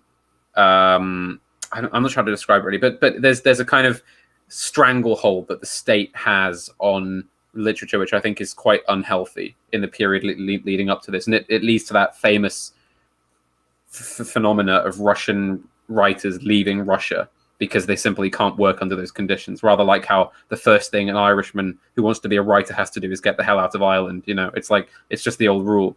And then, of course, so as I said, the 20s hits, all restrictions are removed. You're free to write whatever you want, and it goes well at first because you have a group of very artistically serious and talented people who are able to kind of run these great magazines, and they publish sort of poetry and things. But of course, almost immediately, you have this movement of party sycophancy among poets like Vladimir Mayakovsky, who wrote he literally wrote an epic poem called Vladimir Ilyich Lenin, all about the life of that man. So, you know, and it started to head that way. You had Maxim Gorky, who was sort of like, I'd say he was sort of politically, he came off as being on the right wing of the party, in that he was always a little bit sort of, you know, I'm not so sure about this, not sure about this. But, you know, in the end of the day, he was still a committed leftist. But the most interesting figure of this period to me is Mikhail Bulgakov, who was part of a circle called the Moscow dandies, who in the midst of the 20s, among all the hardship and all the kind of the ruin that Russia was in at the time, they still managed to live this kind of Woodhouseian life of affluence, you know, with tennis courts and country estates and, you know, fine suits and things. And he wrote some wonderful anti-communist, and I don't just mean anti-communist as in, oh, it's so terrible that these people have come in who want to take all our money. I mean, it's metaphysically anti-communist in the sense that, you know, he's got a book like Heart of a Dog. I think I talked about it before, in which a sort of old professor, a sort of surgeon, takes the testicles and pituitary gland from a Russian peasant he finds, who's died in the street, and implants them in this dog he also finds in the street. And so the dog slowly begins to morph into a sort of swearing, drinking, woman chasing man who sort of wears a really sort of ugly looking tie, you know, and becomes a committed member of the Bolshevik party. Because of course the Bolsheviks in the story look upon this as a scientific miracle, you know, where we're raising even the animals that are being raised up in communism away from this old hierarchy, you know. But of course this creature is really quite awful, and it's sick, and it tries to and it gets up with this sort of gang of communists who try and evict the professor from his house and that sort of thing. And of course eventually this book was banned. It was banned quite quickly because, you know, it's an extremely anti-communist piece of literature. And of course what happens is the 20s eventually then die, and basically the choice that the artists have is they are not allowed to publish, they get shot, or they become enormously sycophantic towards the party. And of course, you know, for some of them that's very easy, for others it isn't. And Bulgakov was one such of those people for who they just refused to play along, basically.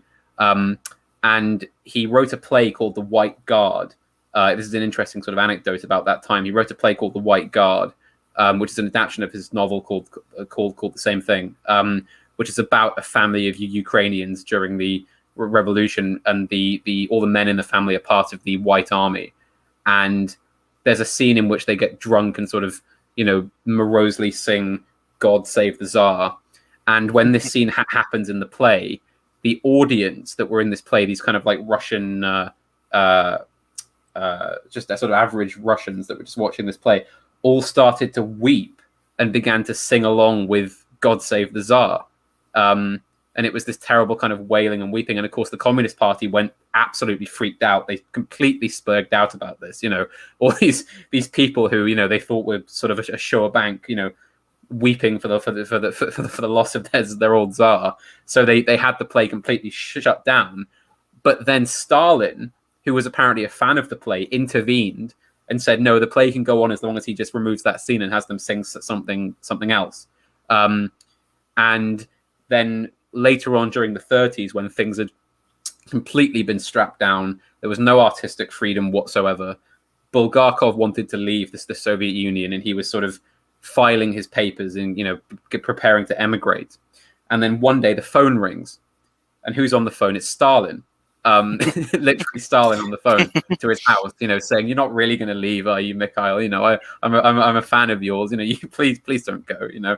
And this completely, this sort of gives Bulgakov a heart attack. You know, he the fact that Stalin just rings him and asks him not to leave, and so eventually he decides to stay, and he has a kind of lifeline because he has sort of Stalin on the phone, and he can sort of ring up and go, you know, please can I write this or write that.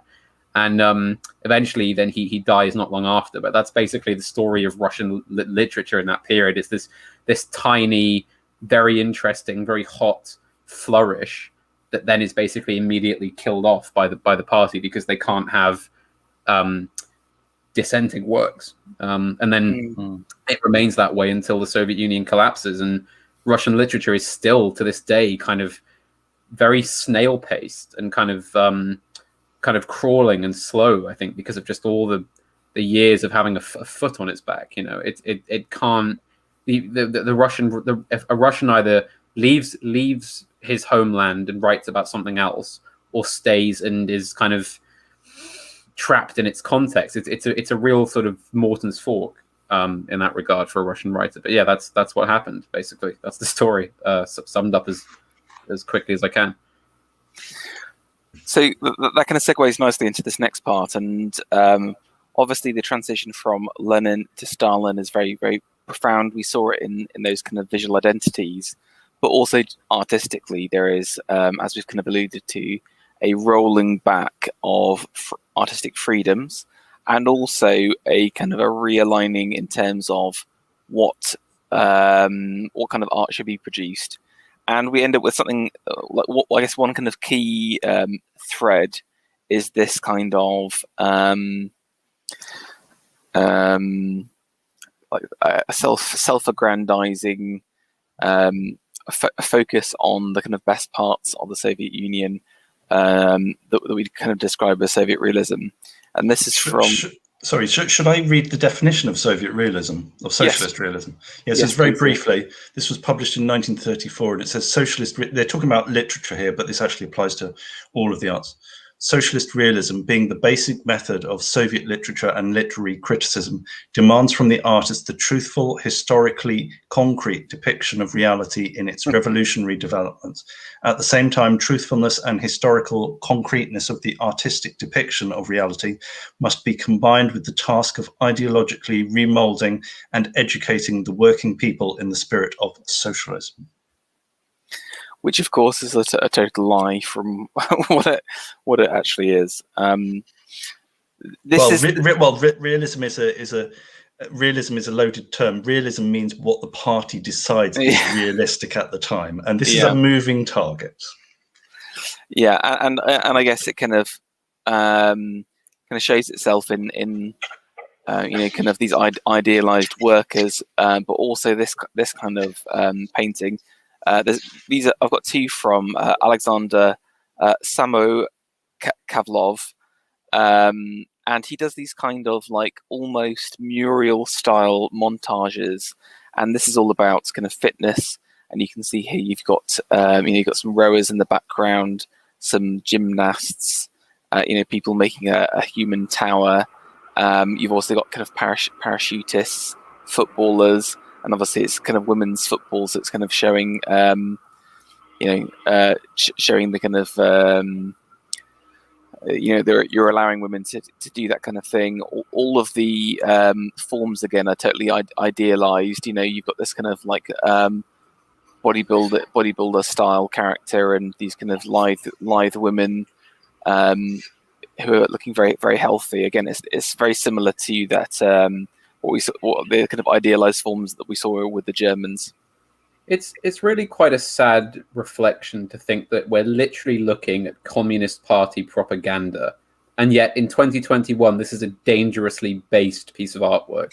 Like all these like happy, healthy, athletic people who take care of themselves, gender conforming people, even though obviously the women are doing things that they weren't previously allowed to do, they're still doing it in a sort of way that's quite feminine. And sort of even a baby, they've even snuck a baby in here, even a baby. This great celebration of strength and kind of, I don't know, forward-looking sort of masculinity and femininity, this kind of healthiness. Yeah, there's a definite positivity in it. Again, there's kind of the idea of upwardsness. If you see all of the kind of arms pointing up, look to the sky, there's something about kind of like pointing to the infinite. Even this kind of woman walking by, kind of holding her hand up in victory and stuff. But I actually thought this is like some of the less like truly trashed here Soviet realism. I have to point out for the benefit of our Polish students, Ferro made an amusing slip, which I'm sure he'll acknowledge, which is he described a mural as a Muriel. Muriel is a woman's name, and Ferro completely disowns that mistake. Thank you very much for pointing that out. Sorry, I had to point it out because I'm going to be having a class with them later. So I have to point out that I did spot that. Yeah. Okay. I say lots of things wrong. Apologies. I would like to say I didn't notice. It's a common solipsism, which is not taken too seriously in British society. By the way, what you don't know is actually this woman here. Her name is Muriel. So. Oh yes, sorry. I take it all back. You've been out chest. This is another one of his ladies, but I thought what was interesting was this is before. I don't know if anyone saw the propaganda stream on the American propaganda that's Panama. Rosie the Riveter, yeah. Yes, but this is before Rosie though. So again, it's interesting that Rosie is literally taken from a Soviet realist archetype, basically. Actually, during the Stalin era, they had quotas for women working in the construction industry. Yeah, amazingly. I also remember reading in I think it was Simon Sebag Montefiore's Court of the Red Tsar about the fact that the Bolshevik Party around this time became very prudish about women, and there was quite a lot of discussion and talk about these posters perhaps being pornographic and a bit much. That there were reports of sort of like gangs of working men standing around these posters, sort of ogling the arms and the breasts and the hips and the legs of all the women in them. You know, are you saying that they had one hand in their pockets? I Lenin style. It was heavily implied that they were taking after Vladimir Ilyich in that respect. What you can't see in this portrait, he's actually pointing out to one of those paintings, which is just beyond the camera. Yes, there were. I think there were. You know, I mean, you just put us back onto that mural we were looking at just now. The mural. You know, like this portraying women in this manner on a public place was, you know, very, very transgressive to most Russians. Like seeing a woman basically in what is less than underwear, really, for this period. You know, like that on a wall. It was basically a lot of the Russian Communist Party said, look, this is just going too far. You know, we need to take this down. And there was actually an artistic ruling around the outlining of a woman's chest in work overalls. So if you go back to the image we were just looking at with the woman in the factory, that is regulation correct artistic method for how to draw a woman's breasts in work gear. There was a whole chapter in the book about that because they felt that too many artists were giving the Russian woman a little too much forgiveness in that department. It's just interesting how the Communist Party kind of ran its morality during this time. You know, it's such a specific set of things to worry about for such people with such grand ambitions. And her hands are more masculine than AA's. Well, that's not difficult. They're two. Yeah. This is another one of his works, but I quite like this again. I don't know. There's something about his style that I think makes it more palatable than the standard Soviet realist stuff that you see. But again, for some reason, he just loves rowers. You've got the rowers in the background. Rowing is a base sport, Farrow. Come on. Yeah, I mean, it's great. So. There was a famous statue of a female rower who was whose costume was considered practically invisible. So it was taken down at some stage, even though it was very popular for reasons I can't understand. No, absolutely no. Hand in the pocket. Yes. And again, Lenin looks quite cheerful there, doesn't he? He's loving life. He's like, you guys, I'm so proud of you guys right now. So proud. You've got the rowers. I think you got the kind of women lining up with the men equally. Yeah. Again, love that guy's expression. He's so happy. That's a combination of yeah. Who are they looking up at there? Well, I think they cut out the painting. You can't go any further. So I imagine it's Stalin or whatever some party official. Insert party official here, basically, giving flowers or receiving flowers from the adoring women. But the weird thing was, you know, that this whole thing about the Soviet era, the Stalin era, was that you had all these party officials who were being unpersoned, and so they were being removed. They were actually, as I mentioned, actually in my best-selling book on iconoclasm, I mentioned that there are actually annuals that were distributed across the Soviet Union with photographs of the heroes of the Republic, and when these heroes became purged, they went to the trial and they were shot and they were sort of unpersoned. People had to go through these annuals and they had to scrub out the faces and to scrub out the names manually. Remarkable. And so you'd have historical paintings like this being made with famous party officials in them, and they would have to be repainted because the person had been unpersoned. They didn't exist anymore. That's probably what's happened here. They probably just cropped off the top. Yeah. Don't even have to repaint here. But so obviously one big vein of kind of Stalin's reign is around this kind of Soviet unrealism. You know, these unrealistic, perfect people all having a happy time as happy Lenin looks on at what he's done. But another interesting vein is kind of a return to Russian traditionalism as opposed to that kind of Germanic classicism. And someone we mentioned last time in one of the last series, which was the Symbolist stream, which was Mikhail Nesterov, who, I don't know if you remember, Nesterov was part of like a I don't want to use the word far right, but I'm just going to say it anyway, like a far right group during the October Revolution. He was a known kind of Tsarist and definitely in that camp. And he basically, during the Leninist period, was very close to death. Some of his son-in-law got killed, got gulagged. But interestingly, after Stalin's purges of 38, the Great Purge, he a couple of years after that, he actually received the Order of Stalin medal. Wow. As an artist in 1941 of this portrait of Pavlov, famous for Pavlov's dog, of course. Mm-hmm. But again, what's interesting is that Stalin chose to basically bring back into the fold a very traditionalist painter, a star of the Russian Silver Age, a star of Tsarist Russia, and literally give him a model. This is right towards the end of his life. You know, he died pretty soon afterwards, but I thought it was an interesting sign to say, almost trying to kind of pay tribute to some of the kind of important figures of the past, and of course Pavlov himself is quite an old chap there. Now you can see this actually with some of the architecture as well. This is Alexei Shishev, and now he's famous.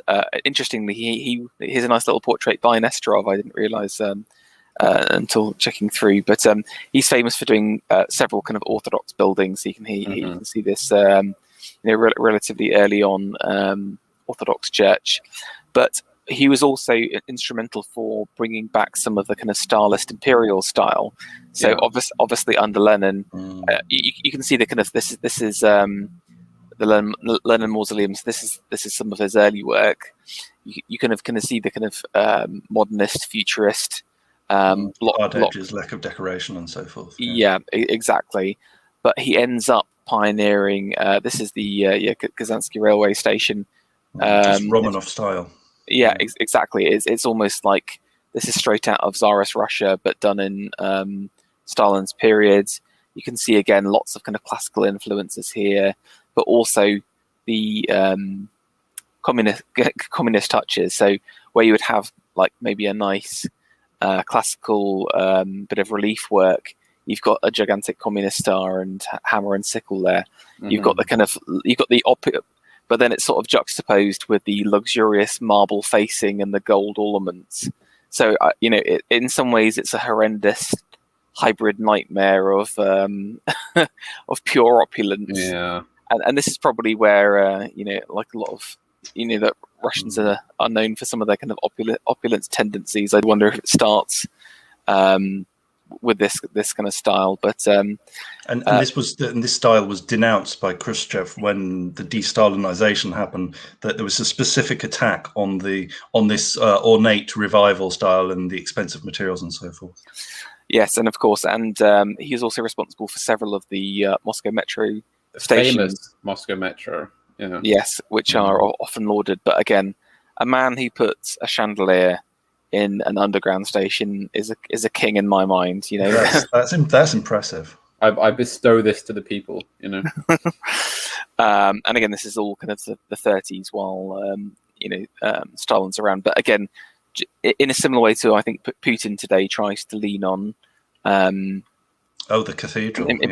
Well, imperial ideas and stuff. Yeah.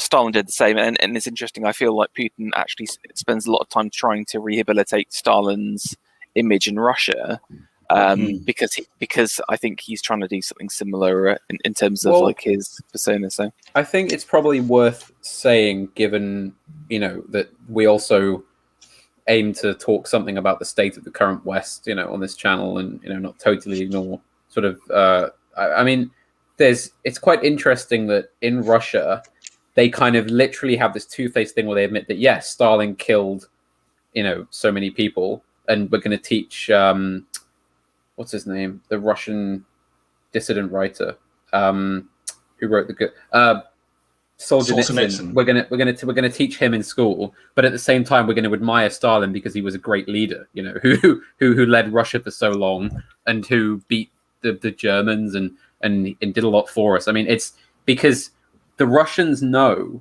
and something that we choose to ignore in the West is that you can't hate your own history. You can't hate your own past, even if your past is literally Stalin.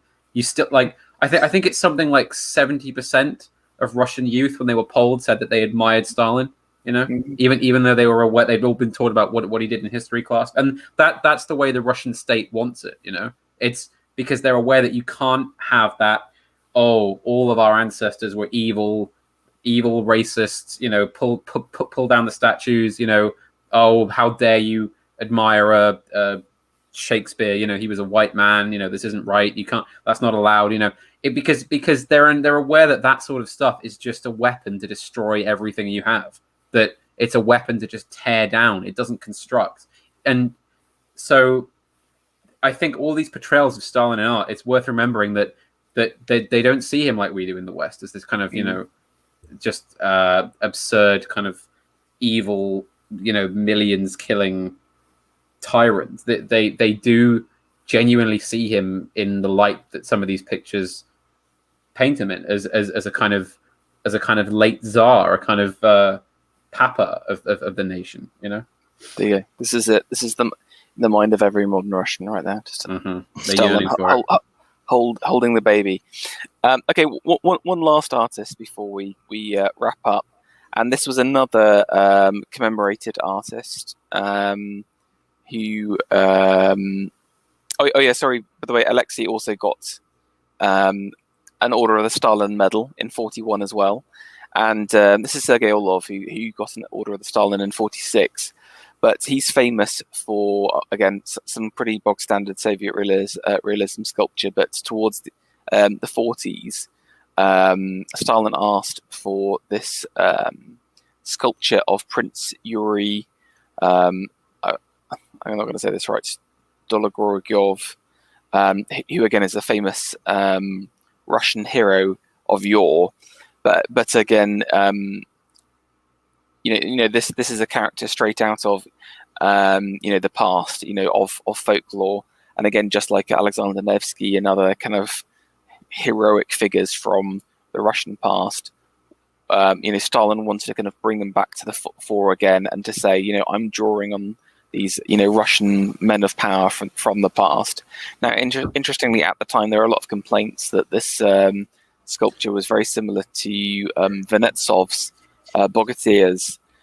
We didn't actually cover it on the Symbolist stream, but Venetsov was another Russian symbolist. He did a famous painting, which looks very similar to this guy, but it's, again, he's in full kind of Russian medieval outfit as well. But again, this is a far cry even from the kind of idealized Soviet realist forms. This is full kind of traditionalist art, which I thought was very interesting. And that's a Stalinist building behind those two other figures. That's one of the seven sisters.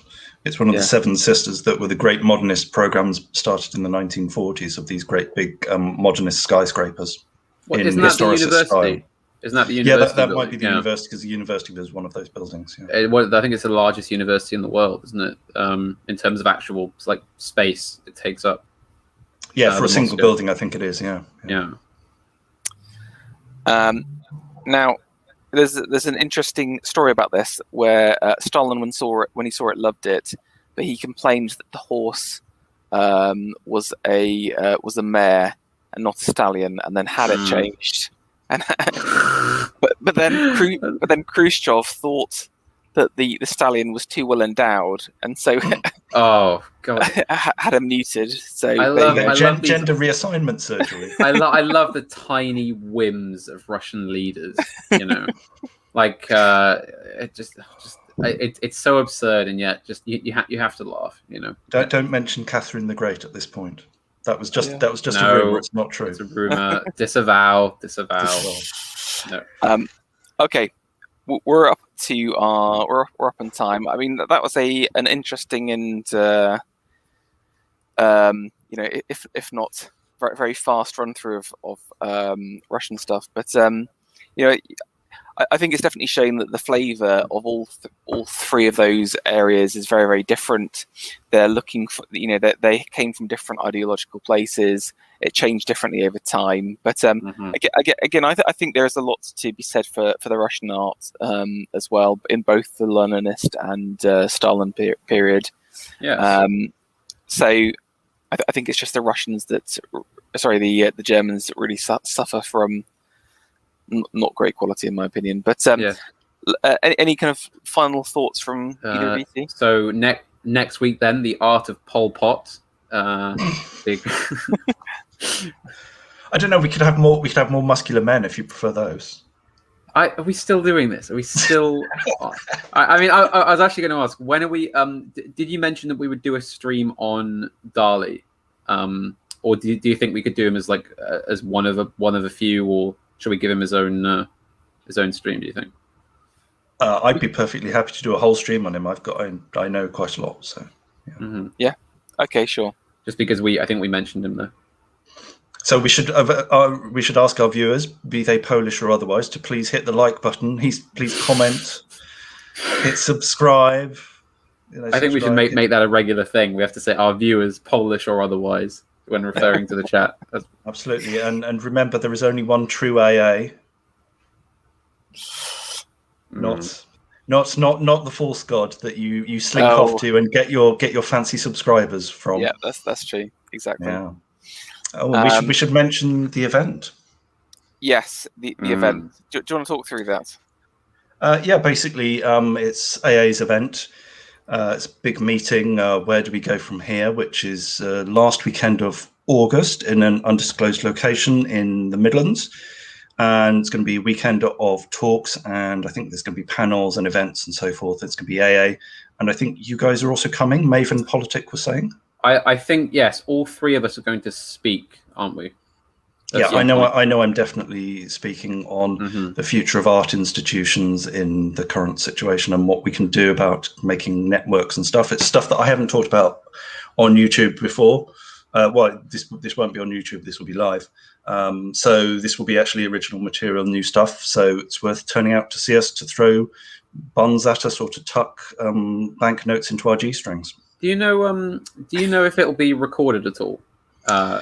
I don't know. I'm fine about it being recorded, but I don't know if everyone else is. It's a risk, isn't it, given the circumstances? I believe it's not going to be, and that's okay. That's why it's exclusive. I would say the tickets are expensive, but it's going to be a really, really good range of speakers. I'm sure that we can do like a mini art stream meetup at some point for any fans out there that want to gaze in awe at our beautiful features, and also to correct our pronunciation and tell us all the things we've got wrong. Or you can come and have a heckle.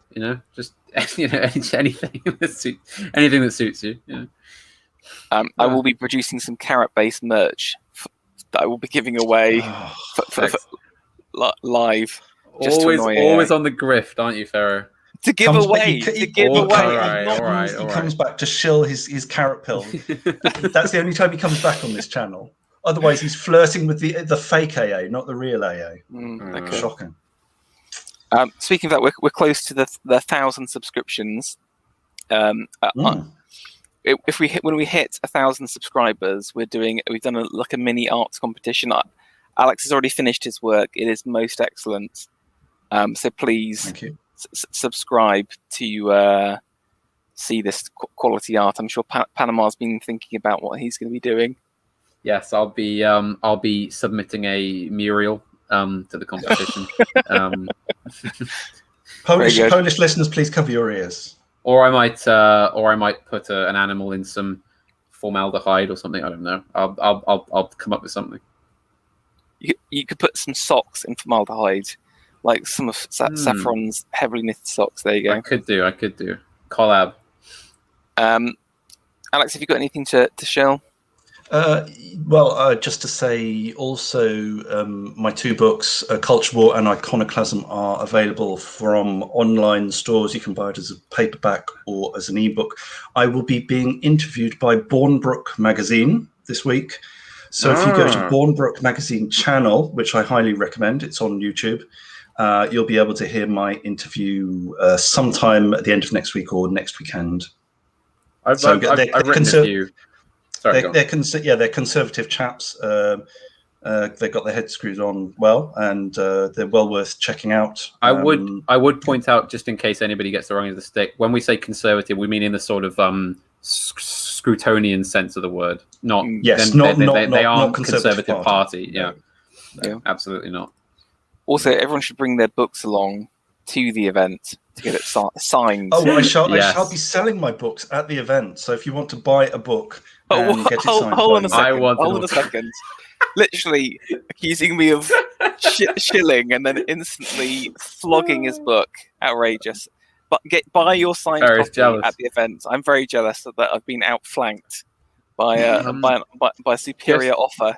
Just if I could just ask, because I do actually have something I would like to submit to the art competition. When do we have to get our submissions in by? By 1,000 subscribers. I mean, okay. That carrot pill video added about 250, so we're very close. It should have reduced it by 250. Really, quite a few. And actually, my friend Mattia, who runs a big history server, is in the chat at the moment. I know. And I posted a link to the stream in there. So if possible, I'll see if I can get an announcement for it, because I know that the guys in there will quite like this channel. So if they also sign up, then we'll quickly jump to 1,000. Wonderful, and we'll do it before the Dali stream. Very good. At the beginning. Padma, anything to shill on your side? Absolutely not. Shilling. Okay. Just from my side, just want to say a big thank you to Alex and Panama. Thank you, listeners. We always appreciate your comments, and I do read through them, even if I don't necessarily reply. So be sure to kind of comment. I've got another video planned outside of the streams as well, looking at medieval sculpture. So very exciting. Again, will carrots be involved? No, this is a totally non-carrot pill themed. I'm going to do a follow-up to that. I've got an entire one around Jacques Ellul's Technological Society and how that ties into the carrot pill. Very good. But very base book. Yes, exactly. But I need some more time to make sure that I'm understanding his complicated idea as well. So, okay, let's leave it at that. But thank you very much, guys, and thank you very much, everyone. And we will see you later. Bye. Indeed. Goodbye, everybody.